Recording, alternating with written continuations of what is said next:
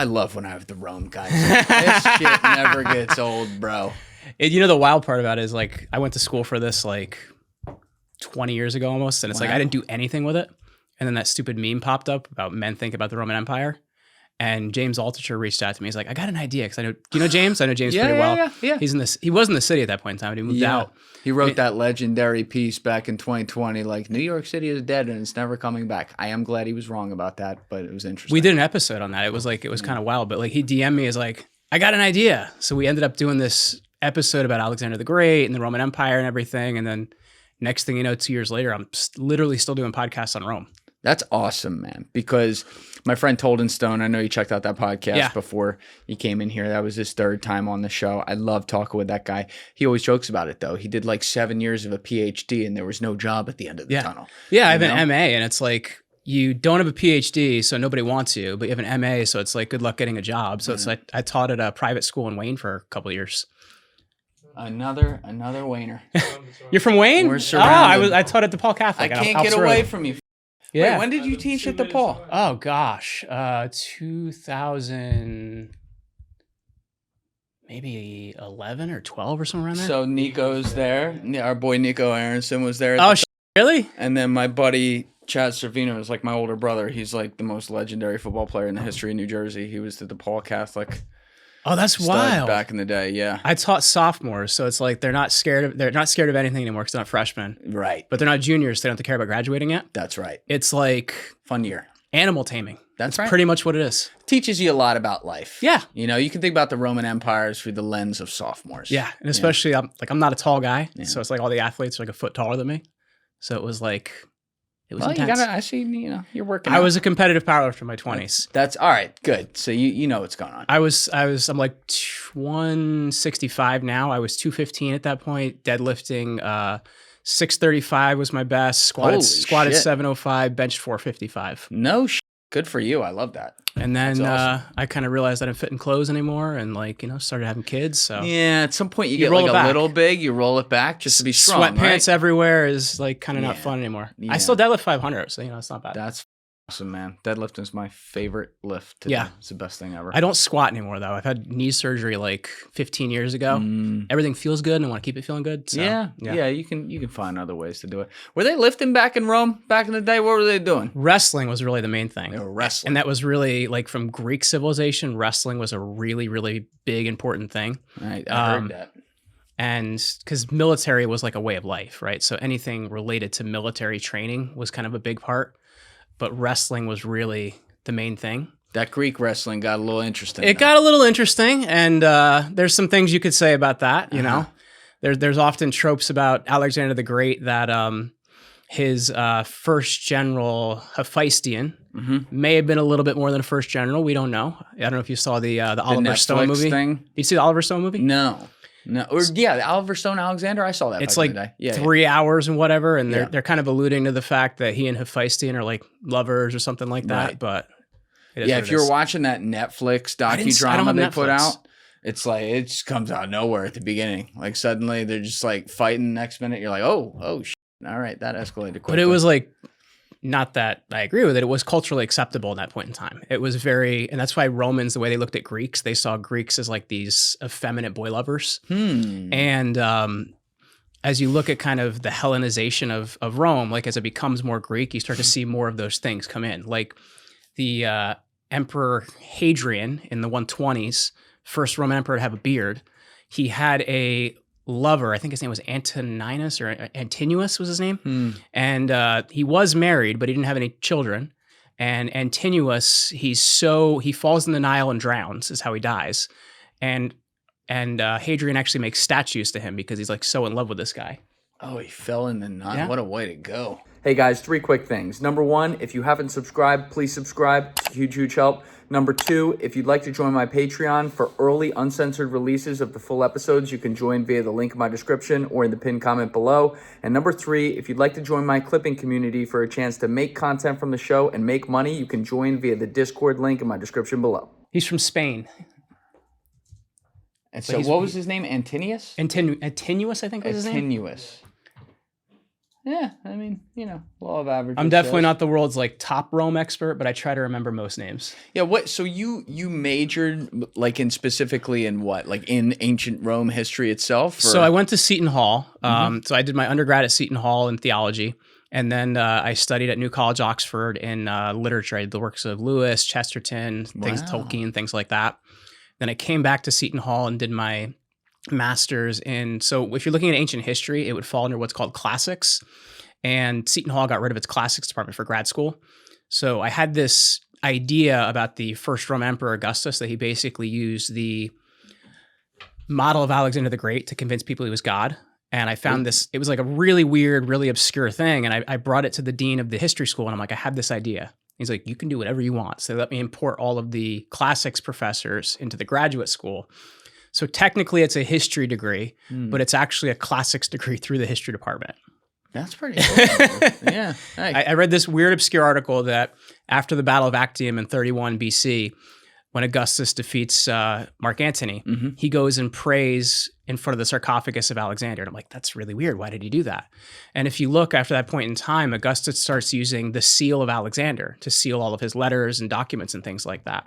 And if you look at his life, he does a lot of things that Alexander the Great did to really build this worship cult of the Roman emperor, which is going to last like 500 years. Now, if you worship cult of the Roman emperor, it's a gradual thing, right? It's not like he starts this idea of divinity because when Julius Caesar, who's his adopted father, dies, there's a comet that goes across the sky and Caesar's deified.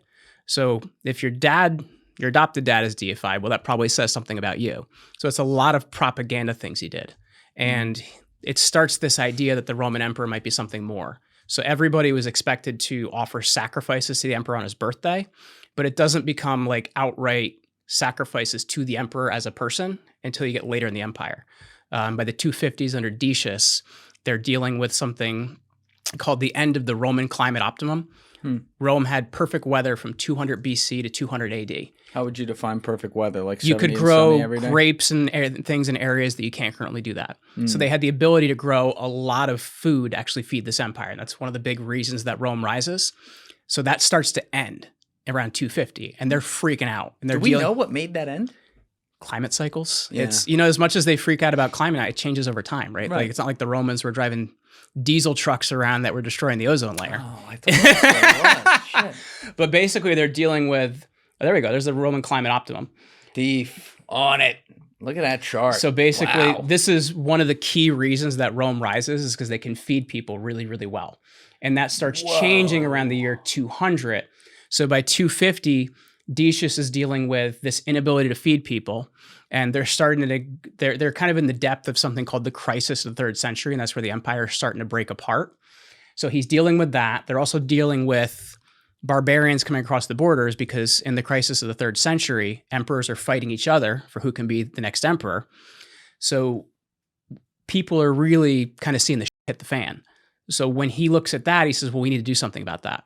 And whenever things were bad, an emperor thought he had to restore what's called the peace of the gods. The peace of the gods. The peace of the gods. So they would demand that sacrifices be offered to Roman gods because though Rome had its pantheon of gods, they would import gods from other places. Like you might bring in the god Elagabal from Syria, or you might bring in think gods from Greece. How would that work? I've never had this conversation with them. So what's this? So it's permissive in a lot of ways. Like Rome had its traditional pantheon of gods, but when you look at the pantheon of gods, you could even worship different versions of the gods. Like the king god is Jupiter, but you could worship him as Jupiter Optimus Maximus, which is the king of the gods, or Jupiter the Conqueror, or so there's different ways you could worship a god in addition to just who he was. Jupiter Optimus Maximus. The king of the god. Hardest name. It's a great name, right? In my life. Next kid, maybe. I don't know. Yeah. But my wife turns down all my Roman kid names. My youngest is named Persephone, so she did let me name her after the wife. You don't have like a Diocletian or something though, right? No, and I don't know if I want to name my kid Diocletian. Yeah. He wasn't that great of a guy. No. But I have all girls too. But so he basically requires that sacrifices be offered to Roman gods to restore this peace of the gods.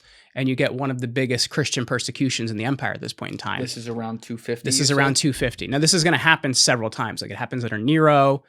a bit under Marcus Aurelius, but it wasn't actually done by him. It was done by people in the provinces that were kind of like minor government characters. But it is something when times aren't going well, the emperor decides he needs to restore the peace of the gods. And you do that by making everyone offer a sacrifice to the Roman gods. And Christians and Jews weren't going to agree to that, right? Because they're monotheistic. So to Romans, that's not a religious problem. It's a political problem because they didn't see a difference between political life and religious life. They were the same thing for them. So it's almost seen as like an uprising if you're not sacrificing to Roman gods. Isn't that so fascinating? It's wild because if you can even see that in like some modern societies now, right? Like you look at areas of the Middle East, it really does change how a society functions.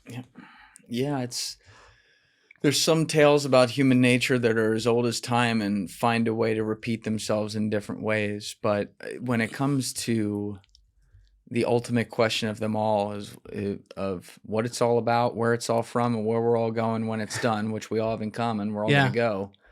The fact that literally all of history in some way or another has been fought around that question, or at least parallel related to that question. Yeah, it can be divisive. Oh, yeah. And Mark Twain is famous for, I'm going to butcher this quote, but it's the idea that history doesn't repeat, but it does rhyme in a lot of ways. Yes. And I think if you look at patterns throughout history, you see very similar things, maybe with different groups. You know, you might see something from Pope Alexander VI that you're going to see from a Roman emperor, or you might see something from a current political leader that you saw from a Roman emperor, but these patterns tend to repeat throughout history. It doesn't mean they're exactly the same, but there is really a rhyme there in a lot of ways. Absolutely. It's one, obviously there was the meme, like you said, a few years ago where it's like, how much do you think about the Holy Roman Empire or whatever?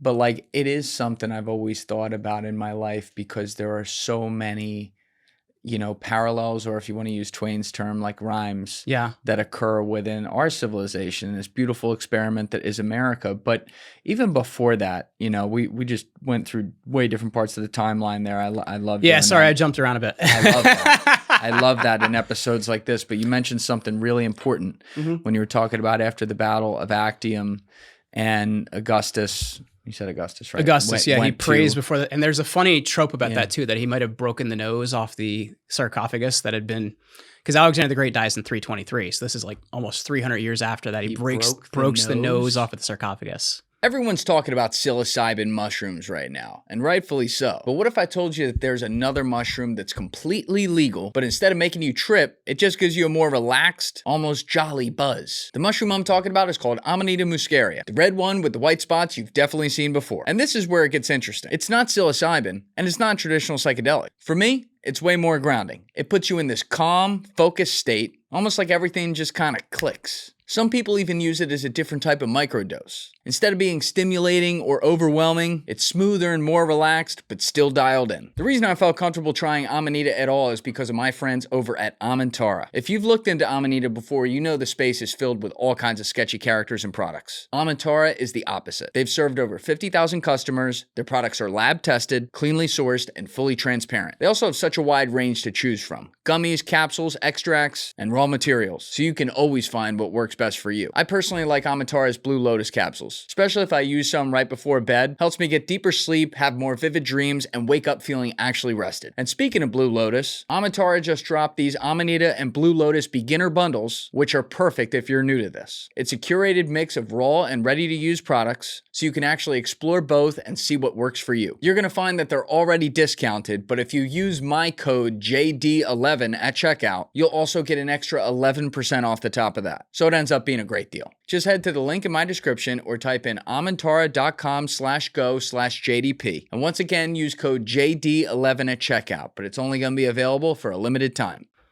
What was he doing to it? Apparently something that broke the nose.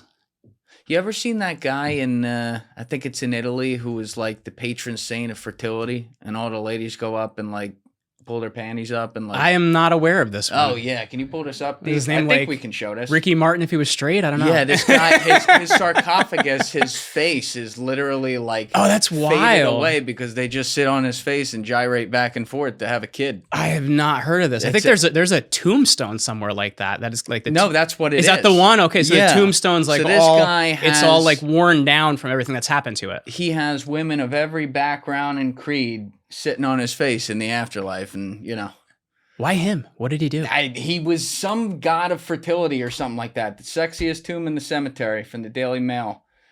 Can we play this? All right, we don't need volume on it, Thief. So yeah, see how his mouth and nose are like tarred away because they've been sitting on it. And he was a journalist? So long.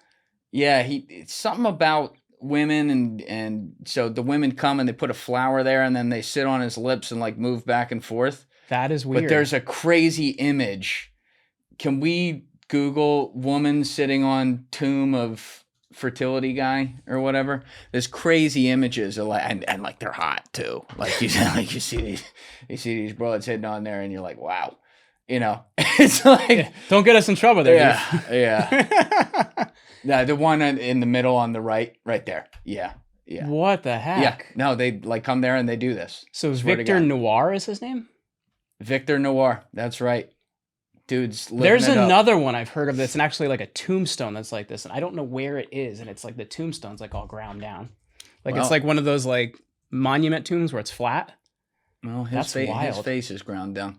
So yeah, and I'm a little scarred from that. I'm like, you know, anyone says something about the sarcophagus like coming off or something like that, what are they doing? Well, exactly. You know, but I think the thing that's interesting is Alexander the Great was this very important character in history because Greek history and Roman history are a little bit different in the way that they saw divinity, because Greeks saw this idea that gods walked among men, right? Like, and they had this idea that their people came from, because the Greeks didn't call themselves Greeks, they called themselves Hellenes.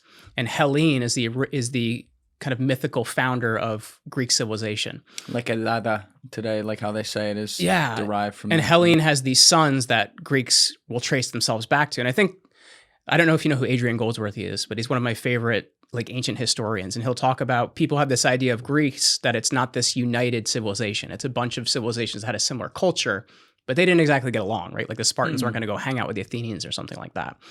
And because of the city-state structure, they function a lot differently. But the spiritualness of it, they literally saw themselves as divine. What? Real quick though, on that point, why did it work? If they were so separate and didn't with each other, why did it work? Didn't quite work, right? Because they're conquered by the Persians.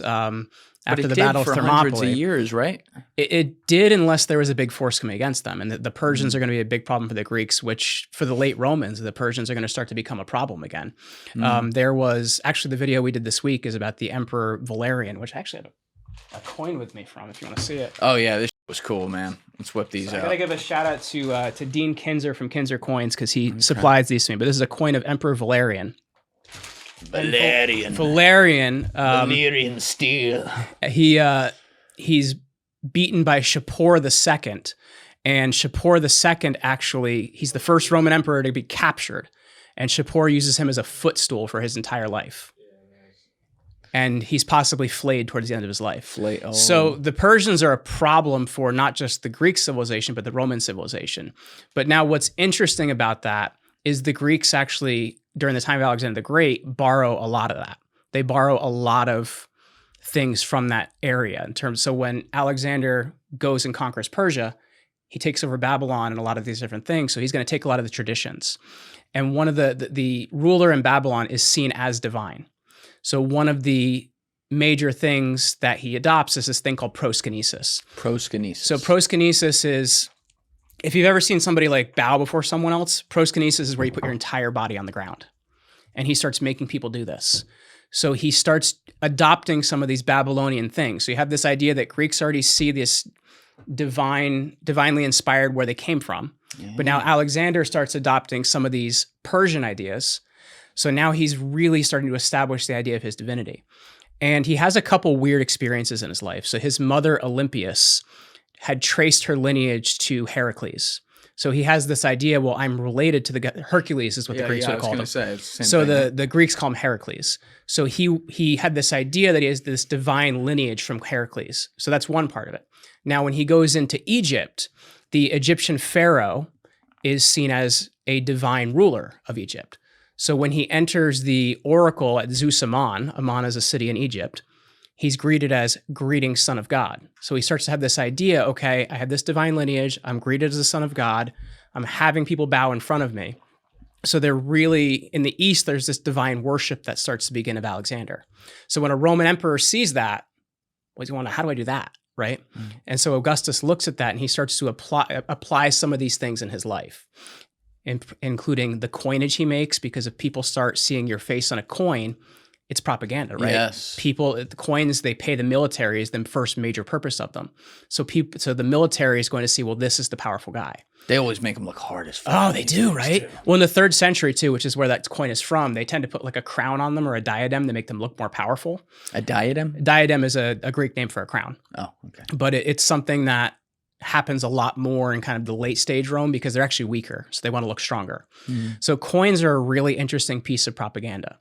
One of the other things Augustus does is he puts statues of himself across the empire, but around the age of 30, because if you're divine, you don't age. So that's a very interesting point as well. Now, another thing he does too is Romans had naturally hated this idea of kings, because I guess to kind of back it up, and I apologize if I'm jumping around a lot. It's okay. I'm going to bring you back at some point, but stay on this. Yeah, it's so good. Rome is 3 eras in time in the West, and if you count the East, it's 4. Because the Byzantine Empire is technically Roman. Right. But it's a kingdom first, then it's a republic, and then it's an empire. So the republic is where Augustus is at the late republic stage, and he's the first emperor. But what he manages to do, because Romans hate the idea of kingship, because the last king is kicked out of Rome by the first consul, Brutus. Now, Brutus is the same family that's going to kill Julius Caesar. Yes. Because Brutus and Cassius are the assassins of Caesar. So he knows that to call himself a king wouldn't be a great idea. So what he does is he borrows a bunch of political offices and pulls them to himself. The first is the power of the tribune, to propose laws and to veto them. He also pulls in the power of the censor. So the censor counted people, so that's where we get the idea of a census, but also is responsible for managing kind of the moral decay of society. So he could remove people from the Senate. He could declare certain immoral acts illegal. So there was a lot he could do with that. He also pulls in the chief priest of Rome, who is the name has suddenly slipped my mind, but he pulls in the office of the chief priest of Rome. How did he become, what did you have to do to become the chief priest in a day like that? So in that period of time, the priest offices were actually voted for. Pontifex Maximus. So Julius Caesar was the Pontifex Maximus at one point in his life. So he actually ran for election of Pontifex Maximus. Earlier in his life, he was a religious office called the Flamen. And the Flamen was something you did for your entire life. You weren't supposed to be able to get married. He wants to get married, which he eventually does. So he doesn't hold that office forever, but the Flamen Dialis. So he pulls all these powers to himself, meaning Augustus. And what he's managed to do is create this position that didn't exist before. And he doesn't know what to call himself. So he comes up with a brilliant idea. The Speaker of the House for the Roman Senate, just to kind of put it in modern terms so you understand, is called the Princeps Senatus, or the Prince of the Senate. He calls himself the Princeps Civitas, or the Prince of the City. And we translate this modernly to mean first citizen.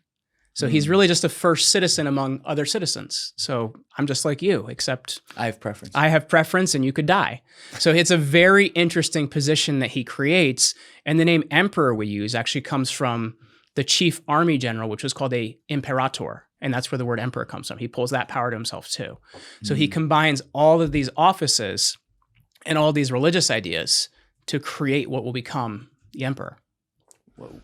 So that was pretty deep, but I apologize. No, it's very deep, and we're going to be, there's parts of that we're going to be coming back to when we go through the timeline here. But the Alexander point, because there's so much. Yeah, there. I got far off of that, so sorry. No, it's okay. Like, because I loved what you. I'm were definitely not an up. expert in Alexander, by the way. So it's all right. I'll tell you what I know. Just I'm looking at it more on a broad level, because clearly, like, you understand his life story, and you understand, most importantly, the historical context of the lens through which he was viewed in the Roman Empire, which this is fascinating. So bingo, that's actually like what my skill is. I look at patterns in history. Okay. I'm not a Rome expert. I'm not a medieval expert. I look at patterns in history, and that's really what I'm looking at. There's a separate conversation too.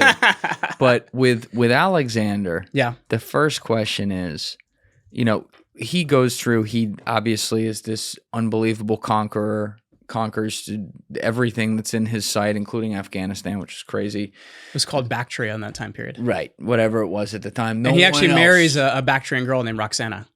Really? Yes. That was just like a fake marriage, right? No, he marries her and has a child with her named Alexander IV, because he's Alexander Hillary III. and Bill have a child too, well, but it's not of course. Like it doesn't mean that they were hanging out all the time, right. But he did at least have one kid. Right. Okay. So He lives this quick life, though. He dies 33. young. And then he's buried in Egypt. And this is why Alexander's so fascinating to me. Because to me, he is, in some ways, symbolically, I mean this figuratively rather than literally in some cases, but he's like the bridge between Greece, Rome, and Egypt. Correct, because Roman emperors very much wanted to emulate Alexander. Like that was something. Who wrote his history first? There's a lot to that. So you're going to have Plutarch is going to write a life of Alexander, but he's a Roman historian, and so it's going to be a little bit later. Yeah, how many? So you have Plutarch, you have Arrian, that's also more of a Roman historian that's going to be writing his history. There was another Greek historian at that time period. I can't remember the name offhand.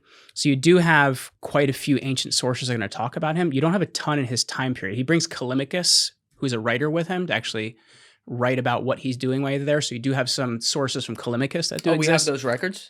Callimachus would be the writer. He actually, that's cool. It's kind of smart. It's like bringing your publicist with you on campaign. Yeah. But he brings Callimachus with him, who writes about him. I believe they have a falling out later in his life. And I don't know if Callimachus survives all the campaigns, but he does initially write about the life of Alexander. Okay. Yeah, Dave pulled it up. The most comprehensive surviving history Arrian of is the Alexander best, the campaigns of Alexander. Was written by the 2nd century Eddie Greek historian and Roman senator Arrian of Nicaea in his work Anabasis of Alexander, based in detailed military-focused account on earlier, now lost, conveniently lost, primary sources, primarily those by Alexander's generals Ptolemy and Aristobulus. So Ptolemy is the dynasty that takes over Egypt. That's actually the dynasty that Cleopatra VII, the last Ptolemy, is from that dynasty. I have to be fair with this, though, because I ask this question of everything in every part of history, regardless of what it is. If we don't have access to some of the primary sources that they're basing it on, and things are written later, and this is purely speculative, we're just having fun here. Yeah. Is it possible to say, or reasonable to speculate, that there could be elements of Alexander's story that were maybe slightly exaggerated? So this is one of the problems with the classics with ancient history, is the best written about time period, and this is mainly because Cicero was alive, is the late Roman republics. That's people like Caesar, Pompey. We know a lot about their lives because Cicero loved to hear himself talk and he loved to write. So that's something you have to get. It's the lack of sources, which is one of the problems with the classics. And a lot of ancient historians and late antique historians, they have opinions on what happened, and they tend to be very strong about those opinions. And even if you say something that's your opinion, you're wrong.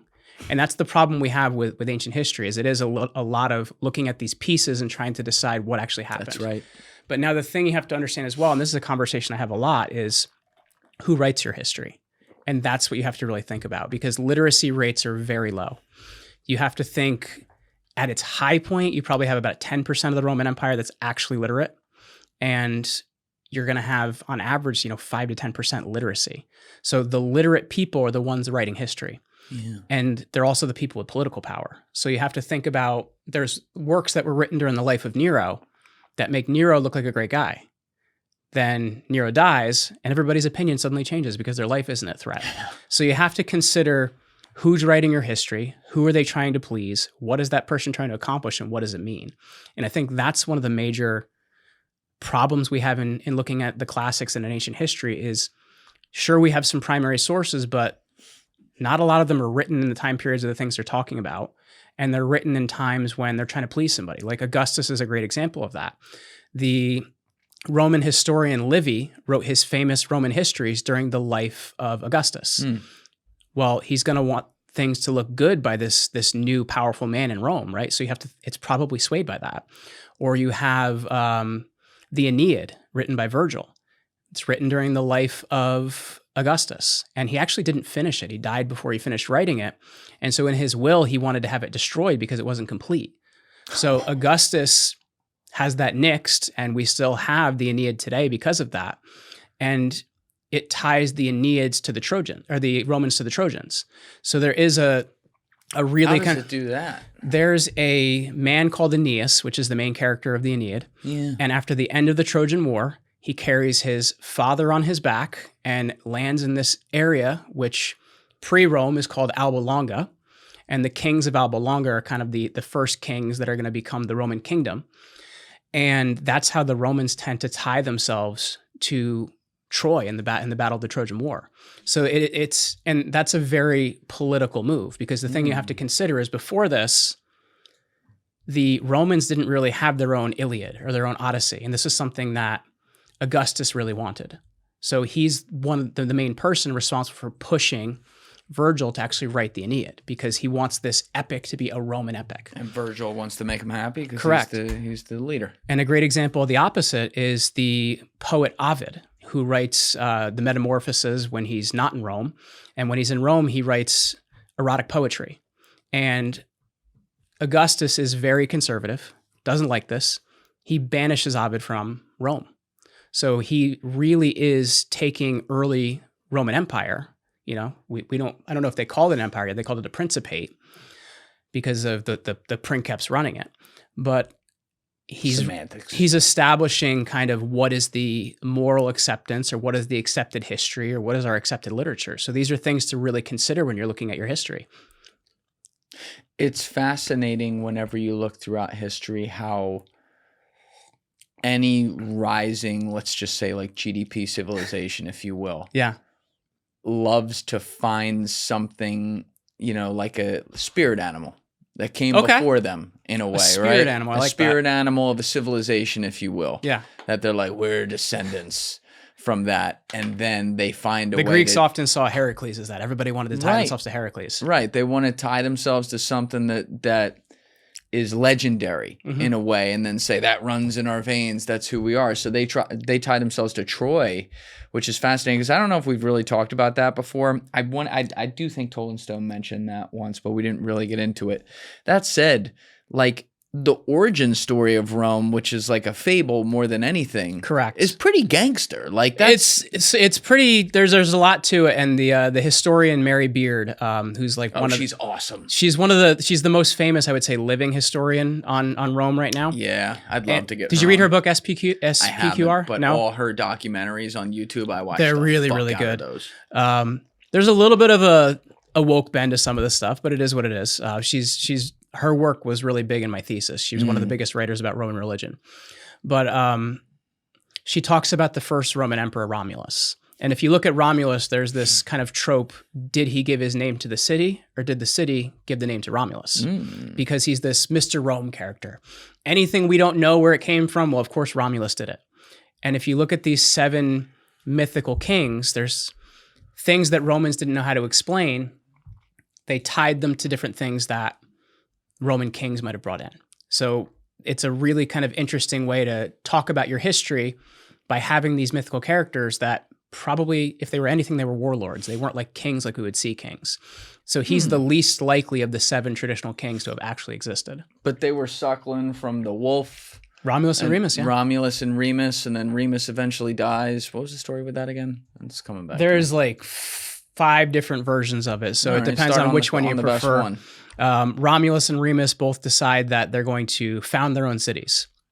And in one of the stories, they both pick Rome, and Romulus kills his brother because he sees 6 vultures hovering over this area. I had an awesome professor in grad school, Dr. Sean Lake, and the word for 6 in Latin is sex. So he saw 6 vultures, and he goes, that was my band in high school.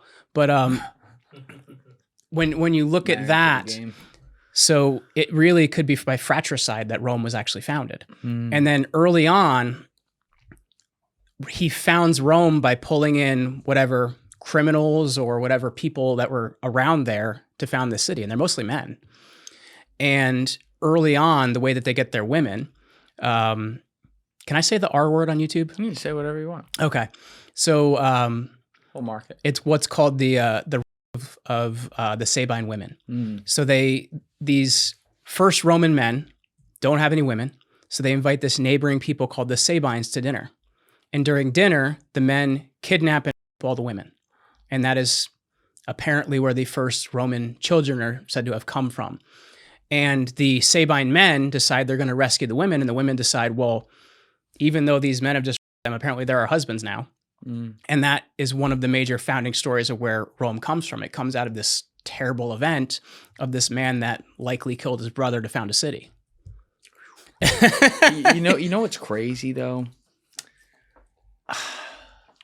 The shaving industry has spent decades making irritation more tolerable, but nobody's thought to just fix it. Most people just assume irritation is a part of shaving. Roughly 2/3 of men expect it as a normal outcome and something to manage, not eliminate. This isn't an accident. It's shaped by how razors are designed. Most cartridge razors use springs, pivots, and flexible blade mounts that allow the blade to move during a shave. That movement helps the razor feel forgiving, but it also means that the razor's cutting angle shifts mid-stroke. Hair just offers resistance. So when a blade isn't rigidly supported, it deflects slightly before cutting through. The result may be a shave that works, but it's not predictable, and it causes those aforementioned irritations. That's where my friends at Henson come in, because Henson razors were designed by aerospace machinists, people whose work depends on controlling cutting forces and tolerances at extremely small scales. Instead of allowing blade movement, Henson fully supports the blade along its cutting edge and controls blade exposure and angle using tight machining tolerances. In essence, stability over complications. Root cause, not symptom. So if you want to cut out the razor irritations in your life, right now when you use our link, Henson is offering a free 100 pack of blades with your razor purchase. That's basically 2 years of shaving for free. Just head to hensonshaving.com/Julian to check out the deal. That link is in our description below. Once again, that's hensonshaving.com/Julian to get 100 free blades with your razor purchase today.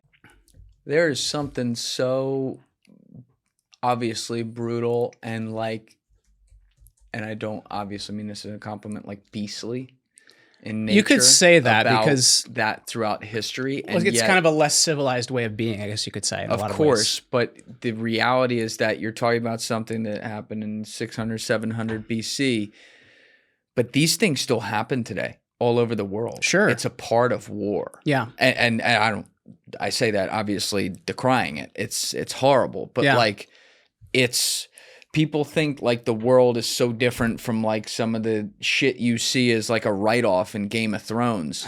That human nature doesn't change when, you know, people aren't around and the most brutal things have been going on, and, you know, a bunch of hyped up dudes with guns who have just conquered some new place decide, hey, I got to let off some steam. If you even look at, I know this is way off topic, but Genghis Khan and a lot of his conquering, the women in the territories they moved into, because it wasn't about like the sexual punishment. It was about ending the line of those people and making the line continue now with them.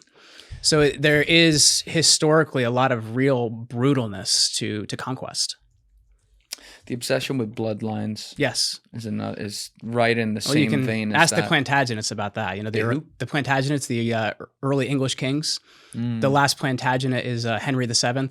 Or not Henry VII, Richard III, and Henry VII is the first Tudor monarch. So English people really care about their bloodlines.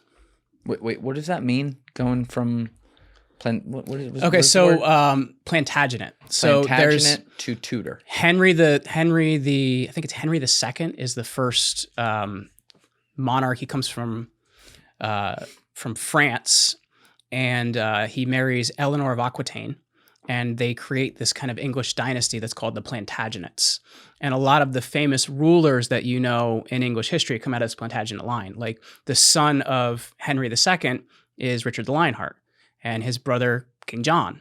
And then they would fuck each other though. Like the cousins would be the ones that they'd have to marry. That's how it worked, because they wanted to keep the bloodlines together. Like for some reason to these people, these bloodlines really matter. It's kind of freaky. Yeah, but how, like... That's where the phrase blue blood comes from, because it's like you're intermingling the bloods. Oh, but like a lot of them weren't... So how does that... Yes and no, because you could go back to Alexander the Great now, and he had a brother named Philip Aridaeus that had a lot of mental disabilities and was likely from inbreeding and things like that. Yeah, some of that... Obviously, it does happen, it does happen, but you would think it would happen like every time. Well, you know yeah, what I mean? When you're should, that close, they would have brothers and sisters sometimes. Like, you know, that is biologically not the way the universe is designed things to be at all. And some of that still happens today, by the way. Well, look at royal families, right? Yeah, they're all related in some way. Right? They all tie back together. That's definitely a little scary. Hey guys, if you haven't already subscribed, please hit that subscribe button. It's a huge, huge help. Thank you. But back on the Alexander thing, just because I'm like very obsessed with that. So being obsessed with Alexander, by the way, is what got me interested in Rome. My library at home, I have an obnoxious number of books on Alexander the Great. But you're not an expert on him. I'm not an expert. I just am very interested. My favorite movie is actually Oliver Stone's Alexander. Get out of here. I'm gonna call you an expert. You've been Chris. Yeah, but I can't remember every battle and everything like that. Like Chaironeia was his first major one. And admit that. You know what I mean?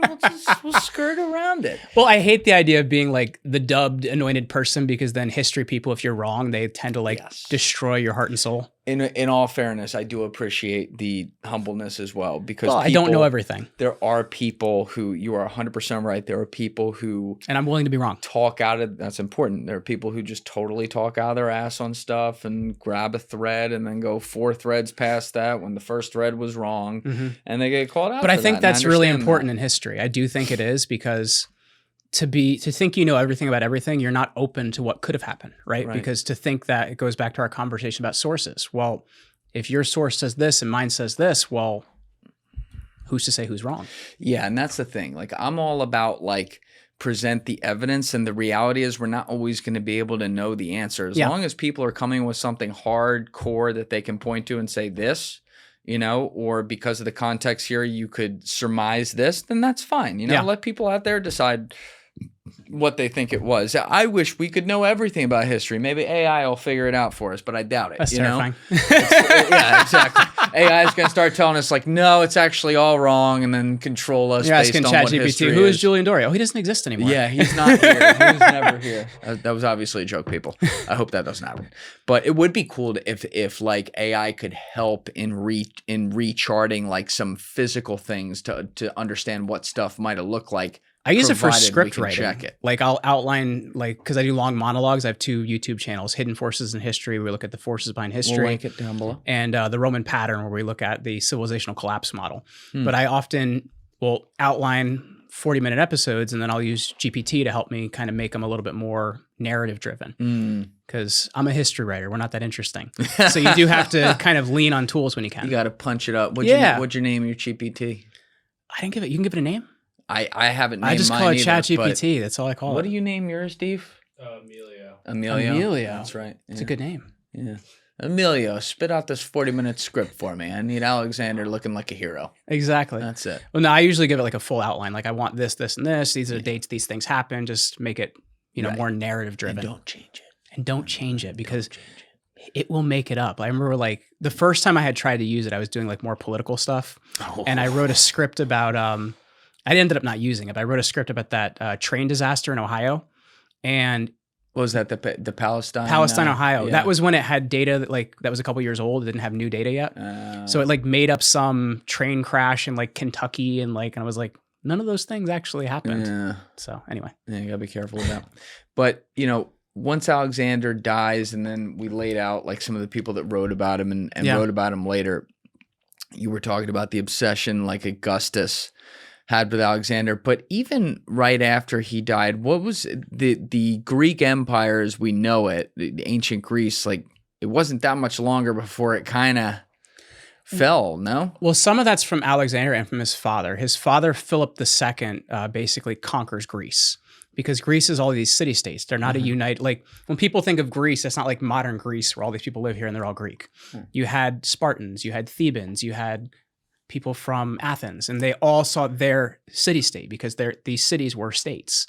So they were Greek by ancestry and Greek by heritage, but they didn't work together in a lot of ways. So it does make them very open to conquest. So Philip II, who's Alexander's father, who had one eye. So one of my favorite teachers used to call him the one-eyed cycloptic leader of Macedonia. He conquers. And the Macedonians were looked at kind of as these backwater Greeks. They weren't seen as high Greeks. And he conquers Greece. So Alexander basically just inherits his father's kingdom when his father is assassinated by a guy named, I think his name is Pausanias. And right. He basically inherits this kingdom. And Philip had all these other sons that somehow it just falls to Alexander because he's the one that's able to get the wheels of power quick enough. Yeah. And so he gets this society, and then he's able to use those wheels of power to basically conquer Persia. So if you look at it, quick too. pretty quick. Like his first battle is Chaeronea in 338, where he actually fights for his father. It's not long after that he wins the Battle of Granicus, which is his first battle in Persia. And within a few years, he's conquered Babylon, and he spends the rest of his life kind of going through Asia. Yeah. Now Alexander obviously was one of the preeminent military strategists to ever live. Yeah. Napoleon was reading a lot of the works of Alexander and Caesar. Right. So that's what I'm saying. Like these guys still inspire military people in more modern history, and even today, like people study them. But I'd ask Stone something similar, but I'd like to pose it by anyone that looks at this era. Like, what was it? Was it just like childhood training? What made him so brilliant as a military strategist right off the bat? That's really hard to say, right? Because he has Aristotle before he's kind of like Aristotle, if that makes sense. He's not really famous yet. He's his teacher when he's a child. Yeah. So he's learning a lot of that philosophy. He would have, been doing sports like wrestling, which is kind of like, for them, it was a very important way of life. But he also, if Philip II wasn't his father, he might not have become the man he became. Because Philip II changes a lot of how the Macedonian army fights. So pikes are those giant kind of like stabbing things they use when they're marching. So Philip takes the pike and he makes it 19 feet long, and it's called a sarissa. So now Macedonians can fight guys from a lot further away. And he also, as a child, he's a captive, well, not as a child, but as a young man, he's a captive in Thebes. And Thebes had this army called the Sacred Band. And the Sacred Band was, I think it was either 100 or 150 gay lovers, and they would fight much harder because they were fighting for the man next to them, because they were literally fighting for the man next to them. So he saw military formations very differently than a lot of Greeks were, because the Thebans were one of the most powerful militaries in that period of time. So had Alexander's father not been Philip, he might not have become what he became. He really stepped into this perfect situation. Now, if he was an idiot, if he wasn't brave, he wouldn't have been Alexander the Great, but he does step into kind of the perfect situation. And you have to look at Augustus the same way. Like Augustus basically steps into this power vacuum and he's the last guy standing. Yeah. So there is a lot. Come back to that. It's kind of this idea of opportunity meets the right person, right? So Sacred Band of Thebes was an elite heavy infantry select soldier consisting of 150 pairs of mate couples, 300 men total, organized by age, and formed the elite force of the Theban army in the 4th century BC. It was first organized under Commander Gorgidas in 378 BC and later Pelopidas, and played a crucial role in the Battle of Leuctra. It was annihilated by Philip II of Macedon and young Alexander the Great in the Battle of Chaeronea in 338 BC. Wow. But you have to think about, like, he was a captive as a young man in Thebes, so he knew how this army worked. He'd seen how they worked. Now, that doesn't mean his army is going to be male pairs like that, but he's seen a different functioning army. So he's going to use cavalry a lot more. He's going to use one of the big things that they did is they would soften the middle of their army and come in from the flanks. That's one of the things that Alexander's going to do as well. So there's a lot of brilliant military things he inherits from his father, but at the same time, you have to be brave to make a lot of those moves. So the guy's got balls. That's right. What do you think drove him? Was it just pure, I want to be a conqueror, or was I think it was glory. Deeper? It really was glory, because there's this tale about Alexander, and once again, Adrian Goldsworthy says, we don't know if this is true or not, but it's kind of fun if it is, that he slept with a copy of the Iliad under his pillow. He really saw Achilles as this, he wanted to be Achilles, or he wanted to be Heracles. So for him, it really was this conqueror culture wanting to be that guy. So I think that is a very big part of what drove him, is he just wanted glory. Well, we can also, you talk about like the story and it being written down, and, you know, what could have been changed or what primary sources we'll never know about that could have said something different. But well, even look at how Plutarch wrote. Like Plutarch, the reason he wrote was to teach a lesson. So he's going to tell the story in a certain way to teach you a lesson about that person, right? So that's also, once again, could be changing it to fit the lesson. Exactly. That goes back to what you're saying. But there is, you know, we do have archaeological evidence of a lot of the places he was, and ties that show like, hey, Greek civilization took over here. Yeah. Like they built this shit right here. We can date it back to this time period, which would line up with shortly after Alexander came through here. Right? Yeah. No, it's those things do exist. And even we have modern evidence of Troy existing. So there is a lot of these different things. And obviously that's way before, because it's an archaic age before Alexander, but there is a lot of evidence of these things existing. Where did they say Troy is again? We just talked about that. I can't remember. It's in Turkey. So it would have called itself Ilium. I think it's like on the coast. You'd have to look that up. I don't know offhand, but they have modern evidence that it likely existed. When did they come across that? Like last 20 years? It was in the last couple of years, like, because they originally had thought they found it, and then I think modernly there was more evidence. Troy was an ancient city located in northwestern Anatolia in modern-day Turkey, specifically on Hisarlik Hill near the town of Çakkale, situated near the Dardanelles Strait and the Scamander River. It held a strategic position for trade between Europe and Asia. The site is famously recognized as a siting for the Trojan War. And then can we just see the map one more time, Deef? I'd forgotten where this was, but yeah, nice. It's not far from nice piece of real estate right there. It's a good spot. And right above that those two areas coming together is called the Hellespont. So that was really important to the Greeks. Right. And then that can connect you over to Asia. Yeah, makes a lot of sense. You excited for the new Nolan movie? I don't know. We'll see. You don't know? We'll see. I feel like he's going to body it. No, well, so here's the thing. There's part of me that loves a movie that's like very well theatrically done, right? So it's like you look at, I know you're a big Gladiator guy. Not really historically accurate. Don't do that. I won't do that, but an incredibly good movie, right? Because of the way it's put together. It's very historically So a lot of accurate. the armor and things that they use in the movie, like on X, I have a chat thread of all the historians that I'm friends with, and they're all going back and forth about, oh, the armor is not the right armor and things like that. But it looks like it still could be a cool movie. So I think it's okay to be a cool movie, but be wrong. Like, you know what I mean? You can look at it for what it is. In this household, it's right.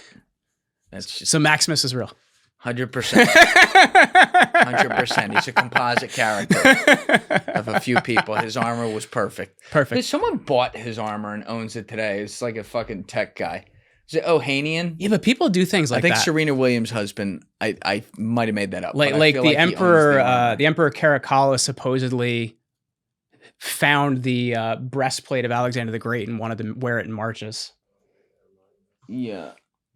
Yeah, Deef's pulling it up. Was that it though? This is the Gladiator. Yeah, that's what I'm saying. That's cool. I think $96,000. Yeah, can you scroll down? Was it Ohanian that did?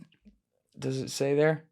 Can you type in Ohanian Gladiator armor? Oh, it was Sotheby's. I feel like it was him who bought it. The Reddit guy. Serena Williams' husband. Oh, she's married to the Reddit guy. Yeah. Am I right? Yes, I am right. Yes, I own the helmet. It was the helmet. It's from Alexis Ohanian. Yes, I own the helmet from Gladiator. And no, it doesn't fit on my giant head, but that's what kids are for. Wow, he must have a big fucking head because Russell Crowe's got a dome. Russell Crowe's got a dome and it doesn't fit on his head. That's crazy. There was a picture of him recently in front of the Coliseum, and it was like taking my kids to work day, Russell Crowe. Yeah, Russell Crowe is one of my favorites of all time. But I love. It was always a Gerard Butler fan because he was so good in 300. He nailed that role, man. And that was really from a comic book perspective, but it was so good. It was such a good movie. They did a great job. Yeah, but that's one. It goes back to it doesn't have to be right if the theatrical element is really good. They basically were telling you in the first frame of that movie that they were suspending disbelief, right? Yeah. Like this was going to be a little different. Yeah. But like the idea is like, there's some guys that held this area. But the reason I think something like that is important is, once again, it doesn't have to be right, but it gets people to be interested. Yes. And that's why I look at what I do. Am I right about everything? No. But if I get people to be interested and look for themselves, well, I think that's really important because we forget these things, right? All right. Let me not censor you. Let's do this conversation, painful as it might be. I'm not talking about Gladiator 2. I'm talking about Gladiator here because that's what you were bringing up. But what outside of maybe some of the armor and the time period of it, what is so wrong? And the fact that they invented a character. How Commodus dies. Commodus is like, because he dies in the arena in that movie, is that correct? Yeah, that's a nice ending. So how he actually dies is he's very hated in Rome, and his death kicks off what's called the Year of the Five Emperors, that the last guy coming out is going to be a North African named Septimius Severus. And they try to assassinate Commodus many times. And it gets to the end where finally his concubine tries to poison him. And he's so drunk when they give him the poison's in wine, that he actually throws up the poison. Oh, wow. And then they get to the point at the end that a wrestler, so not quite a gladiator, but a wrestler strangles him to death in the bath. So, all right, it's not that far off, but it's not exactly now he did like to fight as a gladiator, but how he fought as a gladiator, because once again, he's afraid of hurting himself, is he would kill animals from a platform. They would stand up a platform and he'd stab and shoot those animals from a platform, like with a crossbow and stuff. Well, not a crossbow, when he was shooting them, bow or a spear or something like that. He would kill them from a platform because once again, he didn't want to be in danger. I'm still an emperor. Yeah, but he did want to fight in the arena. That was important to him. So he did really go down in the arena, and he didn't go down in the arena. He went down in his home. A gladiator gets him in the bath and strangles him to death. Oh no, I know, but I'm saying when he was doing the gladiator, he did do that. Yeah, right. He did do that, and he was another guy that was obsessed with Heracles. Because once Commodus. And I think that's an important distinction, because I said the Romans have a god named Hercules. The Greek version is Heracles, but as kind of the Roman Empire becomes more Greek, which is called the Hellenization, they start to really get interested in the god Heracles. And Heracles, one of the big symbolisms of him was the lion head. So if you've seen the imagery of Alexander wearing the lion head helmet, it's because he was positioning himself as Heracles. Commodus often fought with a lion head helmet because he wanted to be Heracles. And if you look at a lot of his imagery on coins and things like that, they would have a lion head on Commodus because he wanted to see himself more as this Heracles figure. But you said in there that they started viewing themselves as more and more Greek. When did that specifically start to happen, that Hellenization period? It's around the mid first to late or early second century. You're going to start to have more Greek culture coming into Rome, because so 31 BC is the Battle of Actium. Not long after that, you're going to have the last Hellenistic kingdom. So I guess let's back it up. The successors of Alexander are called the Diadokoi. Those are his generals that basically go out and conquer places like you have Antigonus, you have Ptolemy, you have Seleucus, and they create these different empires. So it goes from a monopoly to an oligopoly. Right, because Alexander, they say, well, who do you leave your empire to? And he says, to the strongest. Well, they're like, oh, I'm the strongest. They each say that. So they create these empires among themselves. Throughout time, as Rome starts to rise, in the late Republic, it's becoming more empire in a way of conquer. Like not quite a political empire yet, but it's an empire in the way it's conquering people. It starts to conquer these Greek territories. And when it's conquering those Greek territories, it's bringing in culture. So you're going to have, after the fall of the Ptolemaic dynasty in the late 1st century BC, a lot of that culture starts to become a part of Roman culture. So you're going to have, more beards, more of these other things that Greeks would have had. Because Romans would be clean shaven. They wouldn't have beards. They didn't have beards before. The first one, we mentioned this earlier, the first one with the beard was Hadrian. Right. Well, that was the leader, but like the Romans in general wouldn't. Culturally, really they didn't have beards. They were clean shaven. Interesting. Yeah. Now, what's also fascinating about that is when you think of conquering throughout history, the conqueror imposes the will of their culture in many cases, not all cases, but in many cases upon the conquered. They say, no, well, you're getting Romans in line with us. Borrowed things they saw as useful. That's right. They would borrow things they saw as useful. They respected, they'd be like, we just conquered you, but we really fuck with that. So we're going to do that now. If you pay your taxes, if you give us soldiers, you can continue to be how you are, and we might borrow some things for you. Yeah. They would borrow gods, they would borrow culture. In the mid-2nd century, there's this teenage emperor named Elagabalus, and he's the priest of a cult called Elagabal, which is in Syria. They worshipped a conical black rock, and he brings that rock into Rome and makes everyone come to a wedding where that rock gets married to a Roman statue.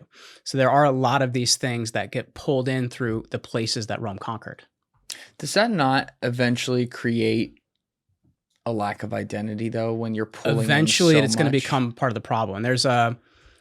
If you can find it at some point, there was a really good Twitter thread between Elon and a guy named Roman Helmet Guy on X, and they were talking about Roman Helmet Guy is great if you ever follow him, but they were talking about this idea of less Romanness.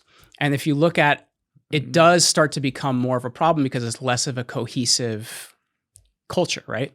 So the thing that makes Rome rich is eventually going to be part of what starts to pull it apart, is this idea of becoming less Roman. All right, let's talk about that. Yeah. Because I think this is an amazing moment in history to learn a lesson from something like this as well. Because to me, I'm not a historian, but it strikes me as a fine example of where equilibrium is ignored, and you go from 0 to 100, right? 0 being we are only doing these 5 sets of things because that's what we do, and fuck everybody else, and we're not going to appreciate anything, no matter how good or beautiful it may be. Yeah. 100 being just let everything in, whether it's good or bad or whatever, and we'll just take it all. You want to be in the middle there. Where it's like Bruce Lee said, you take the good, you discard the things you're like, that's not as good. So this is a slow burn, like you said. It's a very slow burn. Would you say something like this in Rome occurred over a 300-400-ish year period? I would say about that much. And this gets back to kind of my core thesis, which is what I call the Roman pattern. Yeah. That there's 3 things that cause every civilization to collapse. The first is monetary debasement. Romans were at 15,000% inflation by 284 AD.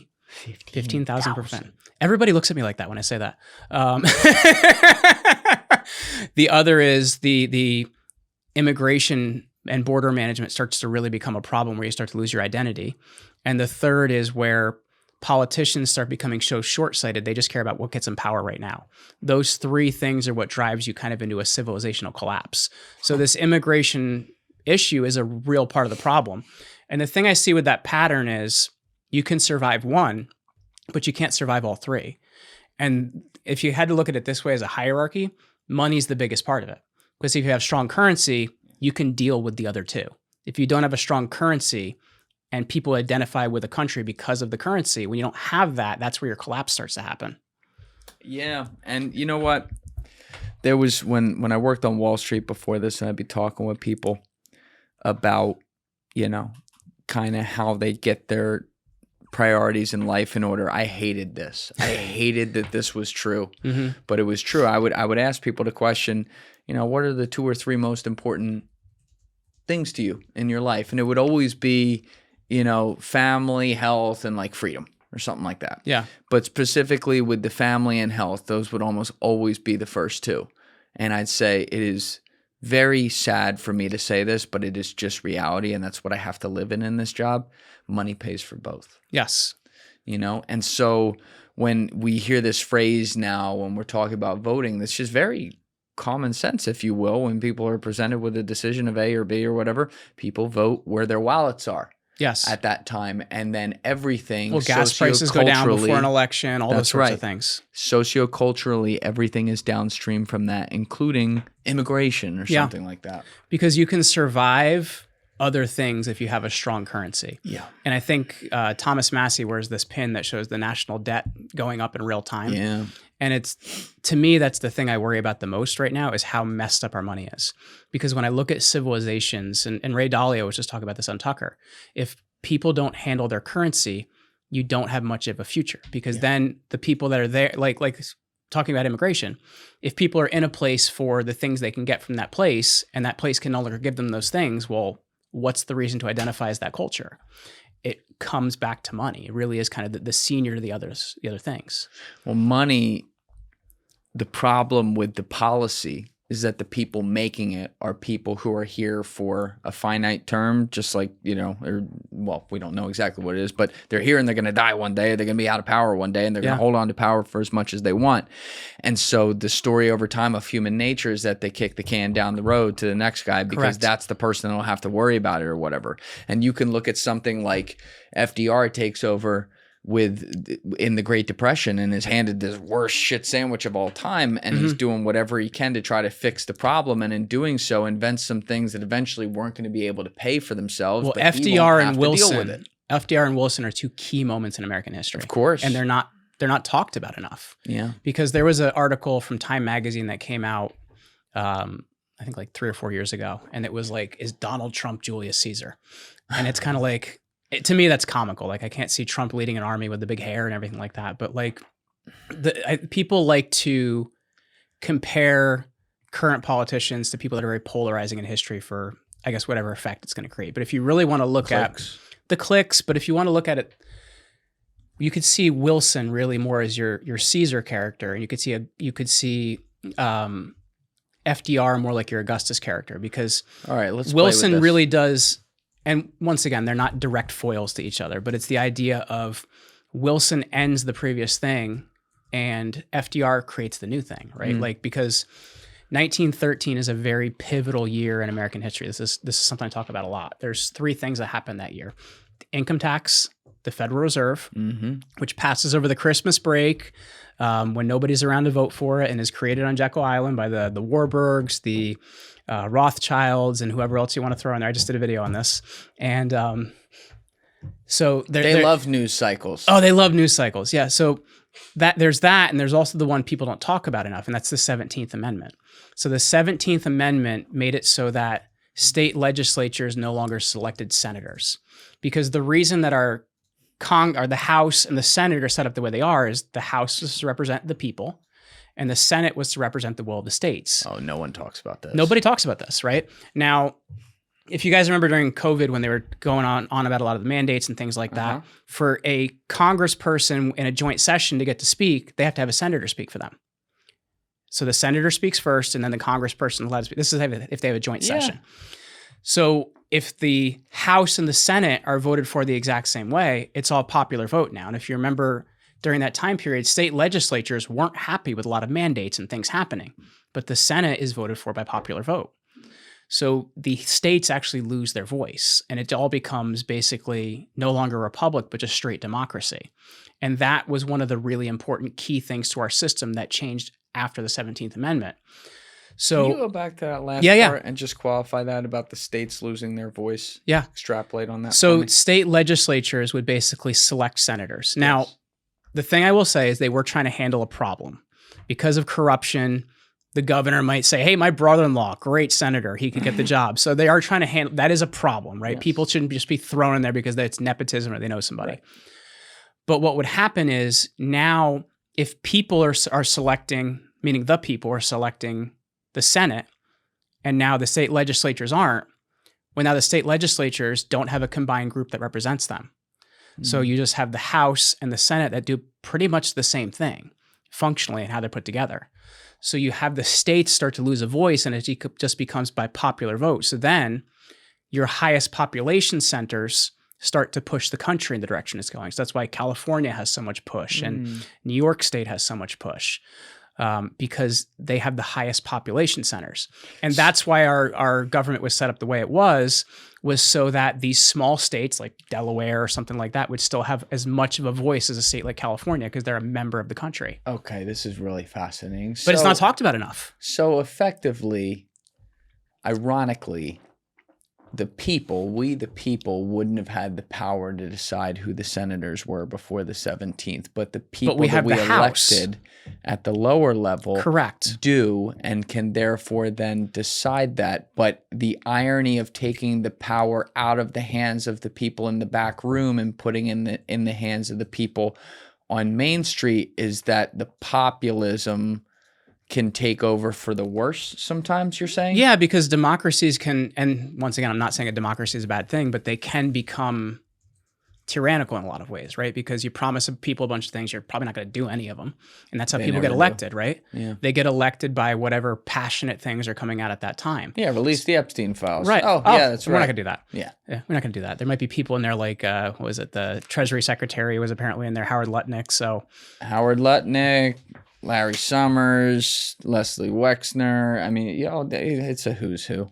But that basically becomes the problem now is the purpose of the Senate was for states to have equal voice. Delaware or New Jersey would have just as much voice as California or New York. That isn't really the case now. It's population centers. And that's why Tim Pool has talked about this a lot with immigration. The thing that people aren't considering is under Obama, the law changed by you could, as if you're illegal and you're here and you're entering the Senate or the census, you could get deported. Like there were issues around that. That law changes under Obama, where now the census can be filled out by anyone. The Congress representation is picked by the number of people in that state, not the citizens, just the number of people. So you have states like California that have maybe 5 or 7 seats they shouldn't have because the number of people that are in the state doesn't mean they're citizens. Ironically, the same guy who was the deporter in chief. Right. So what starts to happen is this idea of democracy can start to become tyrannical in a lot of ways if we just start kind of, I guess, setting the game up in a way that it's going to benefit you. Do you get what I'm saying? Yes. So that's what was important about the idea of having a republic is you would vote for people that represent you, and the state voted for people that would represent them, because states they have interstate commerce, they have things that matter to them that the people might not care about or might not know as much about, and it doesn't matter as much. Do you get what I'm saying? Yes, I do. So it ends up saying that the state doesn't have a voice. Like, people might not care about trade, but I can tell you right now, a small state like Illinois, or another state like Idaho or something like that. Idaho is a much smaller population state, would care. But for sure, it's going to be different based on the people that live there or the representatives that are shoved in because of population size changes. All right. Before I ask some questions on this, Steve, can you pull up? Oh, Roman helmet guy's the man. Just so that we're operating on the wavelength here, can you pull up definition of republic? Let's literally read what the definition is. And I think it's Plato that has kind of like the definition of democracy. And if you can find it after this, Plato has kind of a life cycle of how the life cycle of government and how like one degrades into another. All right, so we'll go to that third, but let's start with republic. Yeah. Okay, a state in which supreme power is held by the people and their elected representatives, and which has an elected or nominated president rather than a monarch. That's a republic. Okay, now let's do democracy. A system of government by the whole population or all the eligible members of a state, typically through elected representatives. Go back to republic real quick, Thief. There's not a ton of differentiation between them. Yes. What it feels like, the way they write it is tomato. It's a very small differentiation, but it matters for representation. But effectively, at the purest form, America being a blend of the two. Correct. And that's what our founding fathers are look like. We're supposed to be not a straight republic. We're not a democracy. But in some ways they looked at, because if you look at why an executive or the president was chosen, well, when the time it happened, he had to be able to speak to monarchs. So it was important to have somebody that was elevated above others. So we have kind of parts of each system. We have parts of monarchy, parts of republicanism, and parts of democracy. They kind of took the best parts of each. But the presidency is elected, and it's not bloodlines, and eventually it had term limits. So it's unless you're a Bush, then right, maybe, or something like that. You're right. All right, so now let's do Plato government. What you pulled up. So Plato's government life cycle. Can you go back? Plato's government life cycle, detailed in the Republic, is a theory of political degeneration where states, like human souls, decline from their ideal to the worst form, moving through 5 stages: aristocracy, democracy, oligarchy, democracy, and tyranny. So the cycle of degeneration: aristocracy, rule of the best, the ideal state governed by philosopher kings guided by reason, wisdom, and justice. Democracy, rule of honor. Degenerates when education fails, and warrior rulers, auxiliaries, prioritize ambition, competition, and military honor over wisdom. 3. Oligarchy, rule of the few, arises as rulers become obsessed with wealth, creating a divide where the rich rule and the poor are oppressed. That sounds familiar. 4. Democracy, rule of the people. The poor overthrow the wealthy oligarchy, bringing excessive freedom and equality, leading to chaos and lack of discipline.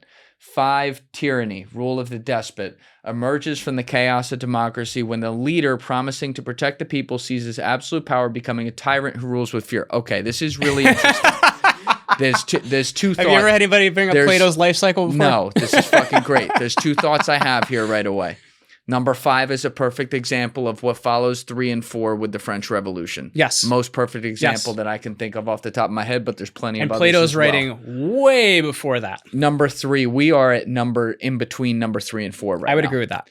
Could be because and that's the thing. Because if you look at Congress people and the amount of wealth they get in Congress and the amount of I don't even care Epstein fileness they get in Congress and things like that. The congressional they're never going to tell you because they'd have to put out their own dirty laundry. Nancy Pelosi's worth $120 million. It's horrible. She should be thrown out. She's a better investor than Warren Buffett. She's a better. It's brilliant. Horrible. Whatever.